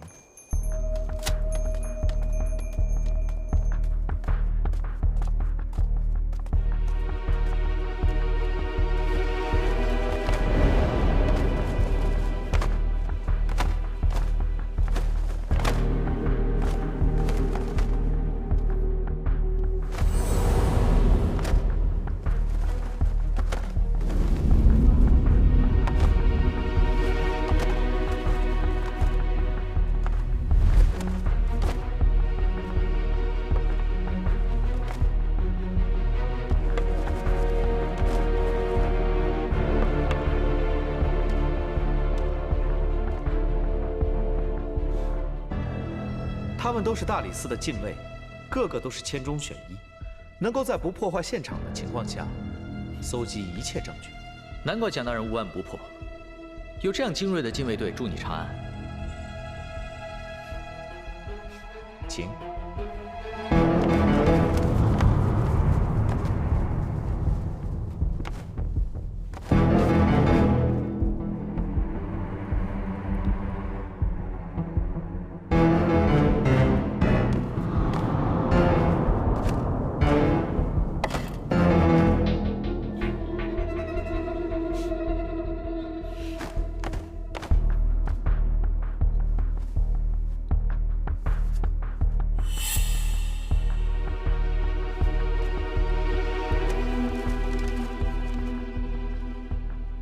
他们正在巨细无遗地把现场绘画存档下来，经过存档的资料以及档案都放在那里，子时以前随便你查阅。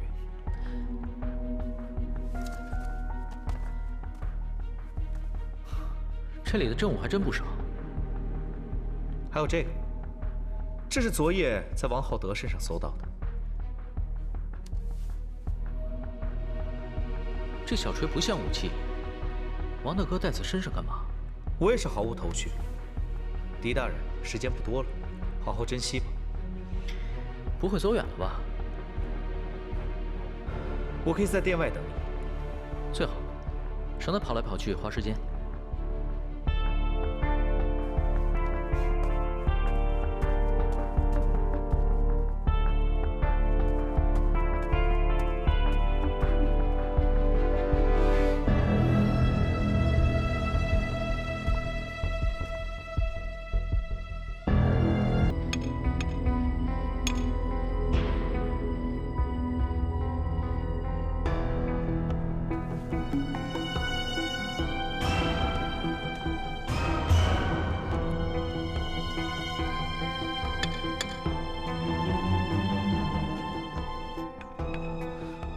狄仁杰，是你叫墨雨带其他人去保护慕容清的吗？你可知道这样做的后果？这扇门有点古怪啊。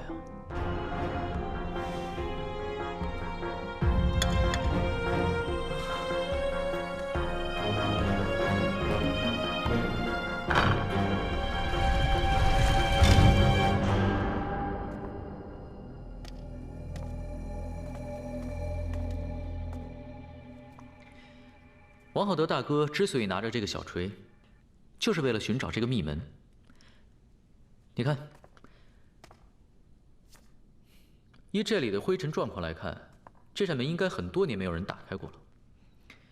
在这个桌上放着3个圆柱体的物件，现在已经不知所踪。这地上的半个鞋印，也不是王浩德大哥留下来的。依这里的灰尘状况来看，这里面最近藏过人，大有可能是普世殿的连环凶案的凶手。你是说王浩德来到普世殿，是为了与藏在这里的凶手见面？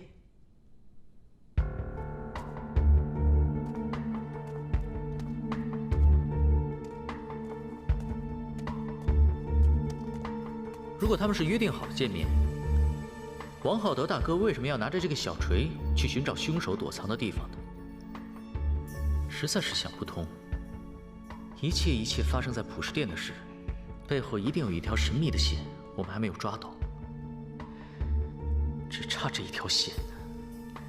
那你就得赶快找到这条线，否则时辰一到，在仙药炉守着的那些江湖兄弟通通得死，甚至满门抄斩。是想大人再帮我一次。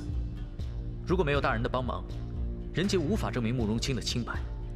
一是你放弃捉拿慕容清，我定会助你把普世殿的案件查个水落石出；否则，你就跟我一起查，或许有奇迹出现也未定。你就这么肯定，不是慕容清所为吗？一定不是。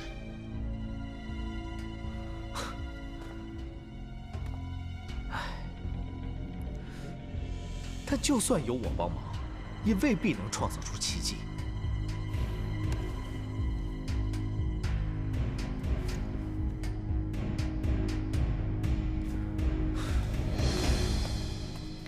蒋大人，我想静一静，换个环境透一口气，或许对找出证据能有帮助吧。快没有时间了，所有的证据跟物证都在这里，都记在这儿了，只是太乱了，还理不出头绪。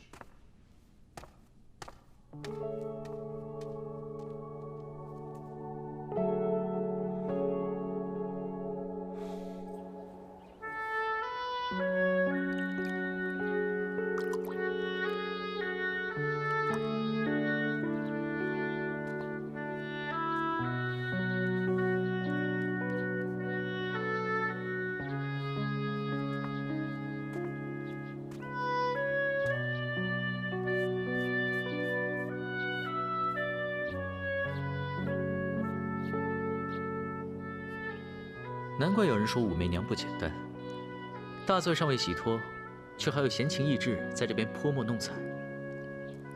案子破与不破，都不是媚娘能左右得了的。这大好的花季是上天所赐，花无百日，能赏则赏吧。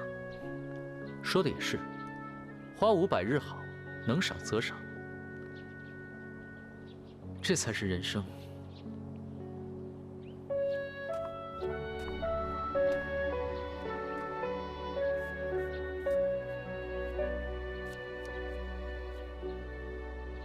这么复杂的花瓣，被你这巧手一画，似乎很简单。不是媚娘手巧，是媚娘心境罢了。这万事万物都有其规律，唯心境可观。人心不静，利令智昏；民心不静，天下大乱。唉，好一个心境！大人是不是遇到什么难处了？如你所言，难处确实有一个，就是心乱了。如大人不嫌妾身多事，不妨把心中的乱说出来。只怕乱了媚娘作画的雅兴。况且呀，说了也没用。不试怎知无用？既然有缘在遇，不妨一试。那就打扰了。整件事啊，就是从一张喜帖开始的。大人，关心则乱呐。我知道，可还是忍不住。慕容姑娘能有你这位知己良朋，真是幸运。她这要是能懂我就好了。你不知她，又怎知她是否知你？刚才听你所言，她赌气出门，又买下了整间药铺，似是心中比你还乱。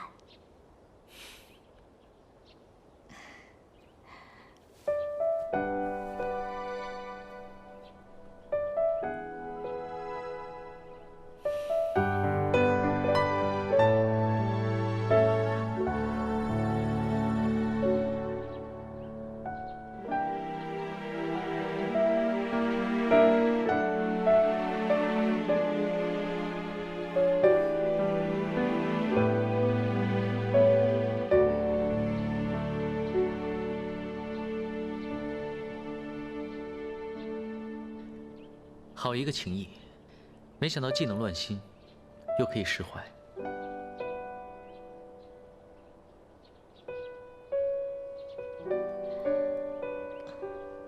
啊，不好，午时到了，蒋大人不会留情的。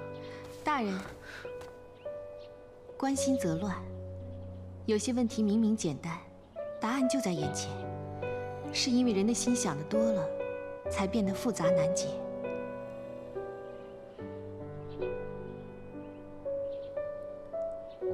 或许真的是我想的太多了。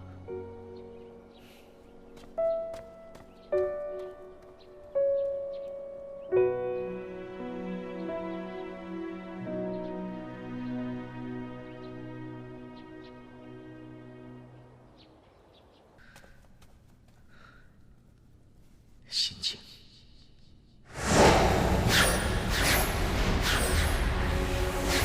心境。一定要心静。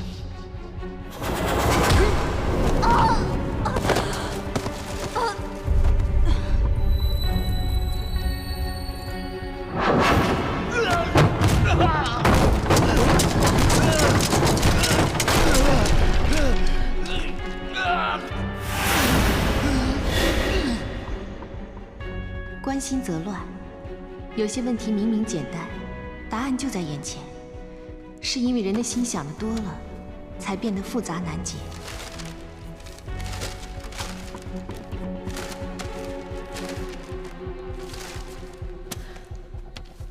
答案就在眼前，我一定有看过。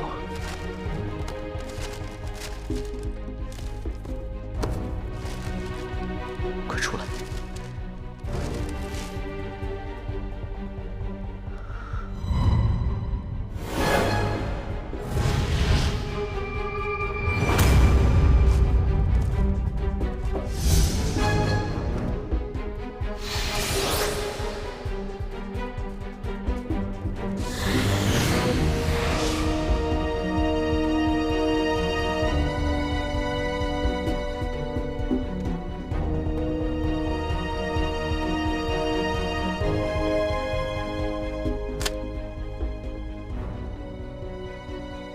官府办事，闲杂人等一律退让。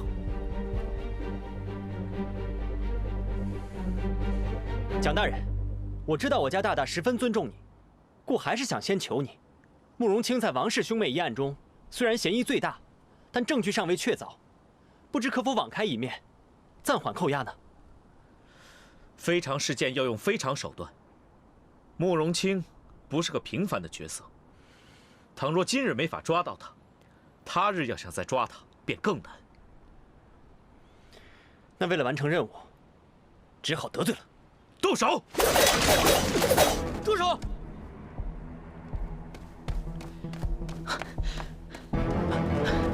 大胆！幸好及时赶到，蒋大人，我终于想通了，也找到了。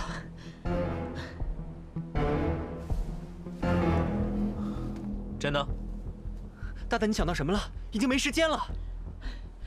我们一直想不通，为什么昨天晚上我们打开普世店大门的时候，王浩德大哥看到我们，就撞得店内一塌糊涂。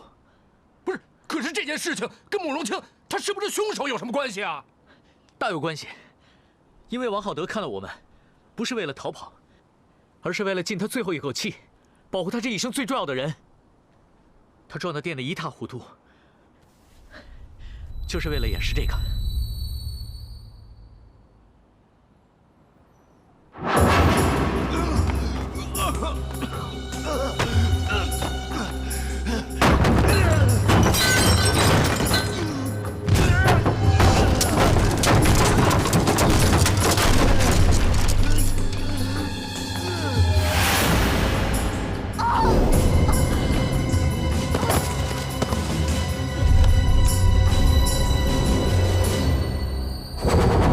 王浩德大哥孤家寡人，能让他尽最后一口气去救的人只有一个，就是王昭彦。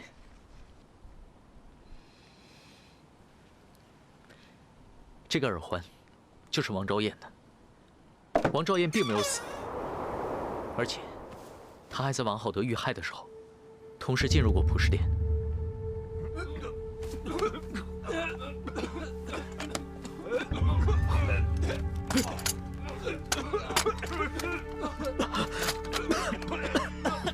这是什么味道？从药店里飘出来的。不是，你们怎么了？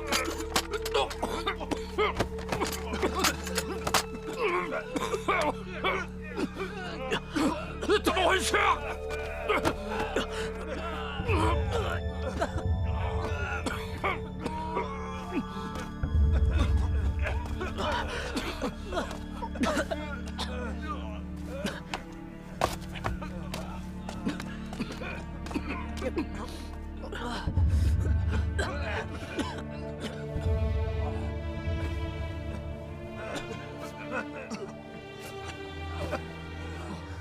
谁叫你们逼我逼得这么紧？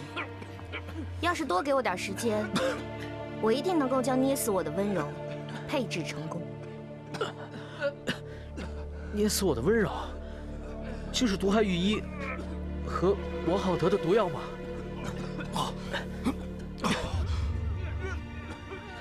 真是抱歉，让大家受苦了。但是为了查清长安城的离奇命案，以及还自己清白，不得不让大家大胆施药，让大家受尽受苦，还请各位原谅。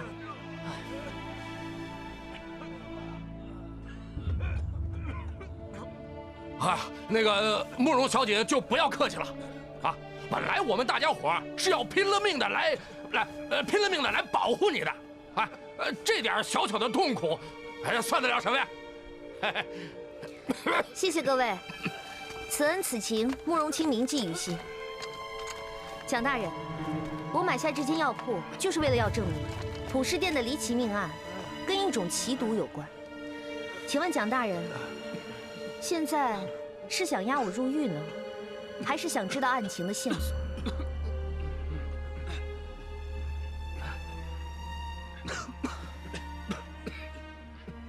大风，去把朝中的严大人带进感业寺内。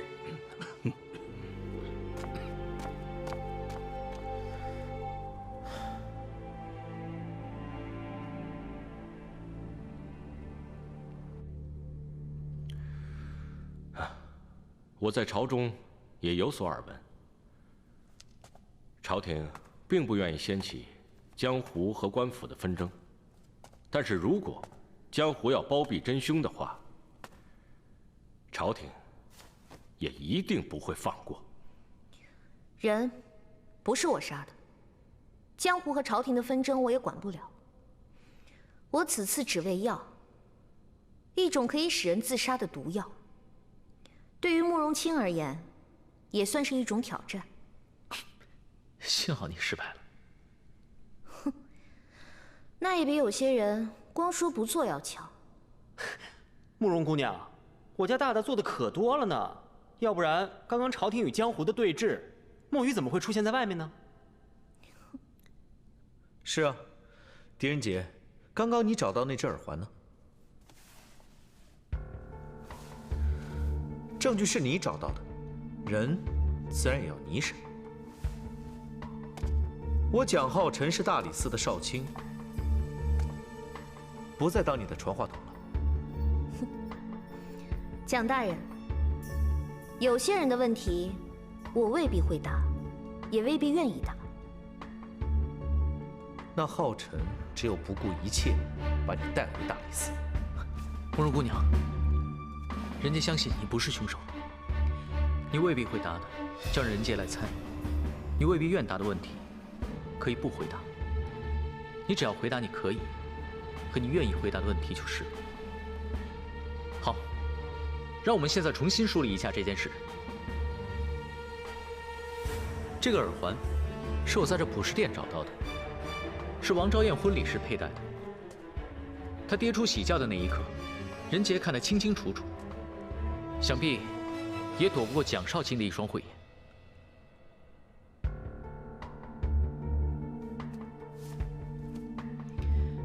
慕容清，我问你，王昭燕的死究竟是怎么回事？她是我杀死的，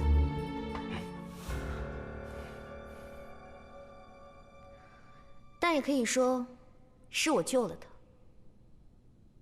1个月前，王昭燕来药王山庄找我。恭喜你啊，昭燕，天威堂是个好地方。我还听说裘一帆是个很英俊的人呢。哎，这亲姐姐，求你救救昭燕吧，这里只有你可以救我。如果你不答应我，我就只有一死了之。昭燕，有什么事情你尽管说，能帮的我一定帮你。亲姐姐，我根本就不想成婚。那个裘一帆我见过，不管别人说他怎么好，可是他在我眼里就是一文不值。为何？亲姐姐，我真的不想成婚。昭燕已经有心上人了，你比我更知道，这里再大，也只能容得下一个人。亲姐姐，这门婚事不是我选的，都是我哥哥逼我的。我求你一定要救救昭燕。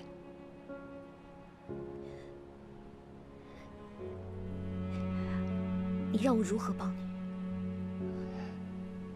我只要你让我死。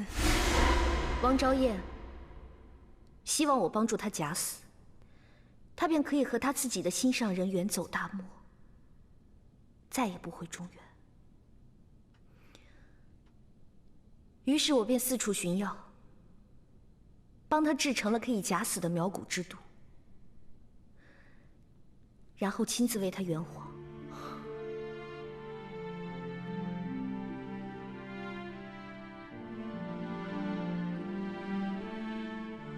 我很羡慕他。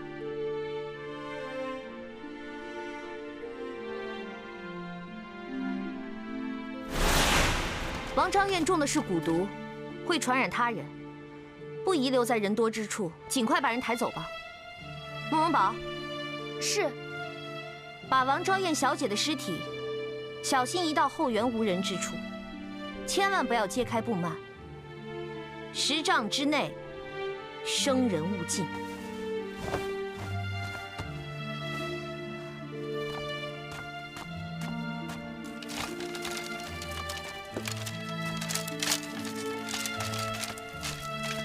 昭燕姑娘，昭燕姑娘，没事了，昭燕姑娘。那女尸怎么办？这尸体是昨天疾病死去的，我家小姐把它买了下来，不会有问题的。谢谢，也替我谢谢你家小姐。你赶紧走吧。我只是帮了昭燕这个忙，后面的事情我便一概不知了。后来，王昭燕根本就没有去到大漠，却来到了普什殿。以她的武功，想要躲过守卫非常简单。可这普什殿的钥匙只有2把，一把在武媚娘手里，还有一把在皇宫。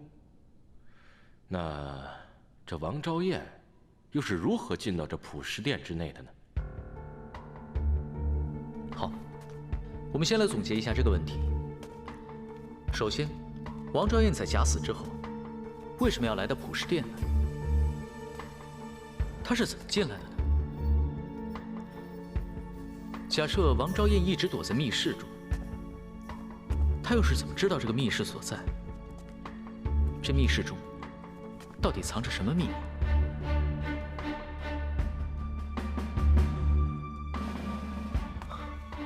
还有，王浩德为什么来这里寻找王昭燕？王昭燕是否又真的杀害了王浩德？还有御医方太极是否也是王昭燕所杀害？还有一个最重要的问题：假设王昭燕就是凶手，她为什么要嫁祸给武媚娘？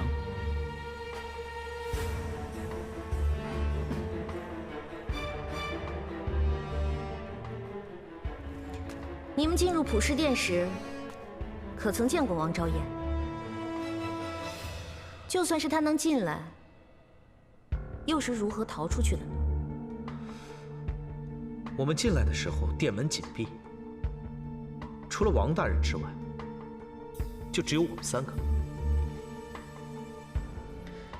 也许昭燕为了掩人耳目，换上了守卫的装束，在我们打开殿门的时候，她躲起来，趁乱逃走了。我们当时都在救人，就没有注意到。就算是她能躲过你们的眼睛，可是为何不会中毒呢？除非就是她下的毒。慕容姑娘，这个毒究竟怎么回事？我刚才说过了，这毒的名字叫捏死我的温柔，是世间至奇之毒。捏死我的温柔，我怎么学医这么多年，从来都没有听说过？只能怪你学艺不精，心中只有功名。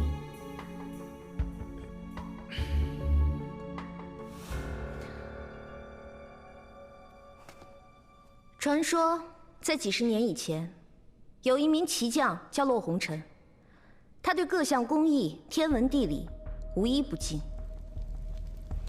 所谓匠心独运这4个字，再配他不过了。骆红尘一生最伟大的成就，便是红尘6绝。没有人真的知道这6件作品是什么，随着他的死去，六绝便随之消失，同时消失的还有他的后人。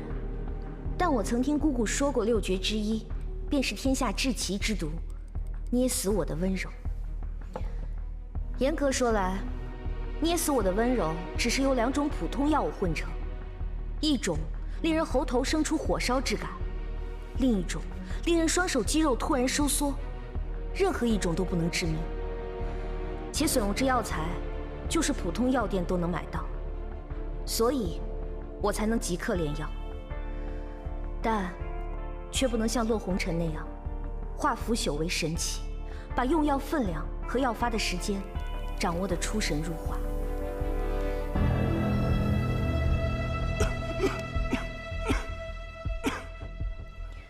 第一种药，先在喉头爆发一阵剧痛，就在中毒者双手下意识捂住喉头之时，雨衣。第2种药及时发作，令双手手臂肌肉迅速收缩收紧，于是，便出现了饿死自己的诡异情景。但最恐怖的是，捏死我的温柔是以一种特殊方式提炼的药物结晶，遇风即化成无形，且随风流动。中毒者不出半炷香的时间便会毒发，而小小的一点进入风中，便足以让数10人中毒。所以它一直存放在竹筒之中，并以桐油浸泡，阻止与空气接触。既然他毒发需要半炷香的时间，那方玉一很可能在进入普尸殿，等待武媚娘来之前就已经被人下了毒，所以武媚娘一定不是凶手。这样解释也未尝不可，但浩德兄进入普尸殿1个多时辰之后才毒发，这又要怎么解释？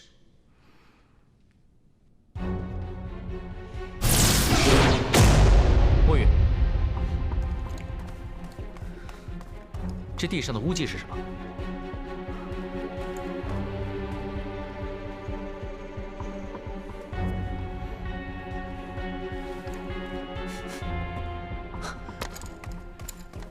是桐油。如果是这样，那一定有人在大殿内放毒。会是王昭燕吗？这有可能。但浩德兄出事时，殿门是紧闭的，外面的守卫又怎么也会中毒呢？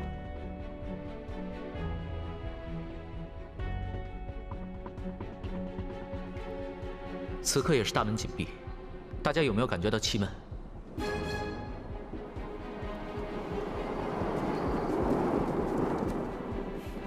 蒋大人，请命人拿一个发讯号的烟弹过来。好。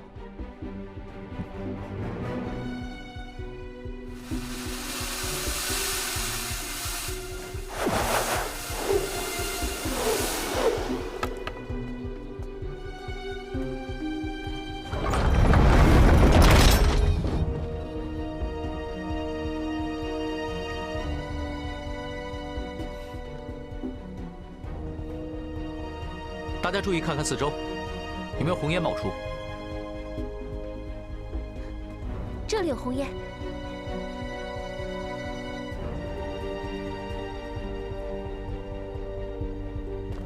看来普尸殿内是有通风的通道。捏死我的温柔，就是从这里飘出来的。捏死我的温柔，果然随风而动，沾者即死，恐怕会大事不妙。狄判佐，此话怎讲？试想一下，要是有人站在京城的顺风之处，将承载着捏死我的温柔的竹筒打开，那京城会怎样？长安城便会成为鬼域。若毒气飘至皇宫，那便是大唐社稷的灾难。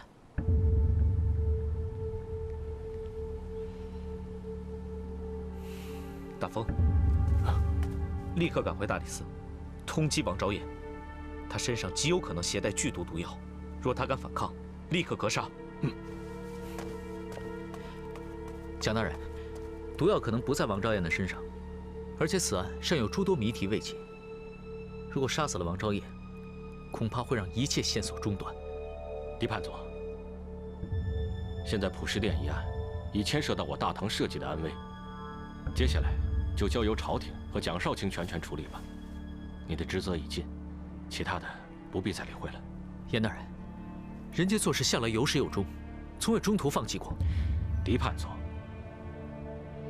是非得已，不要再执着了。那把王大哥交给任杰来照顾吧。等他苏醒后，我问清事实便会离开。任杰兄，王少卿自有御医会照料，你不必担心。严大人，当初让任杰协助查案的正是大人，而如今到了关键时刻，大人却让任杰请辞。亲属任杰办不到。如果任杰猜的没错，大人要捉拿王昭彦，不但是为了社稷，也是为了帮助武媚娘洗清罪行。为了不让她2日之后被火星烧死，好向皇上交代。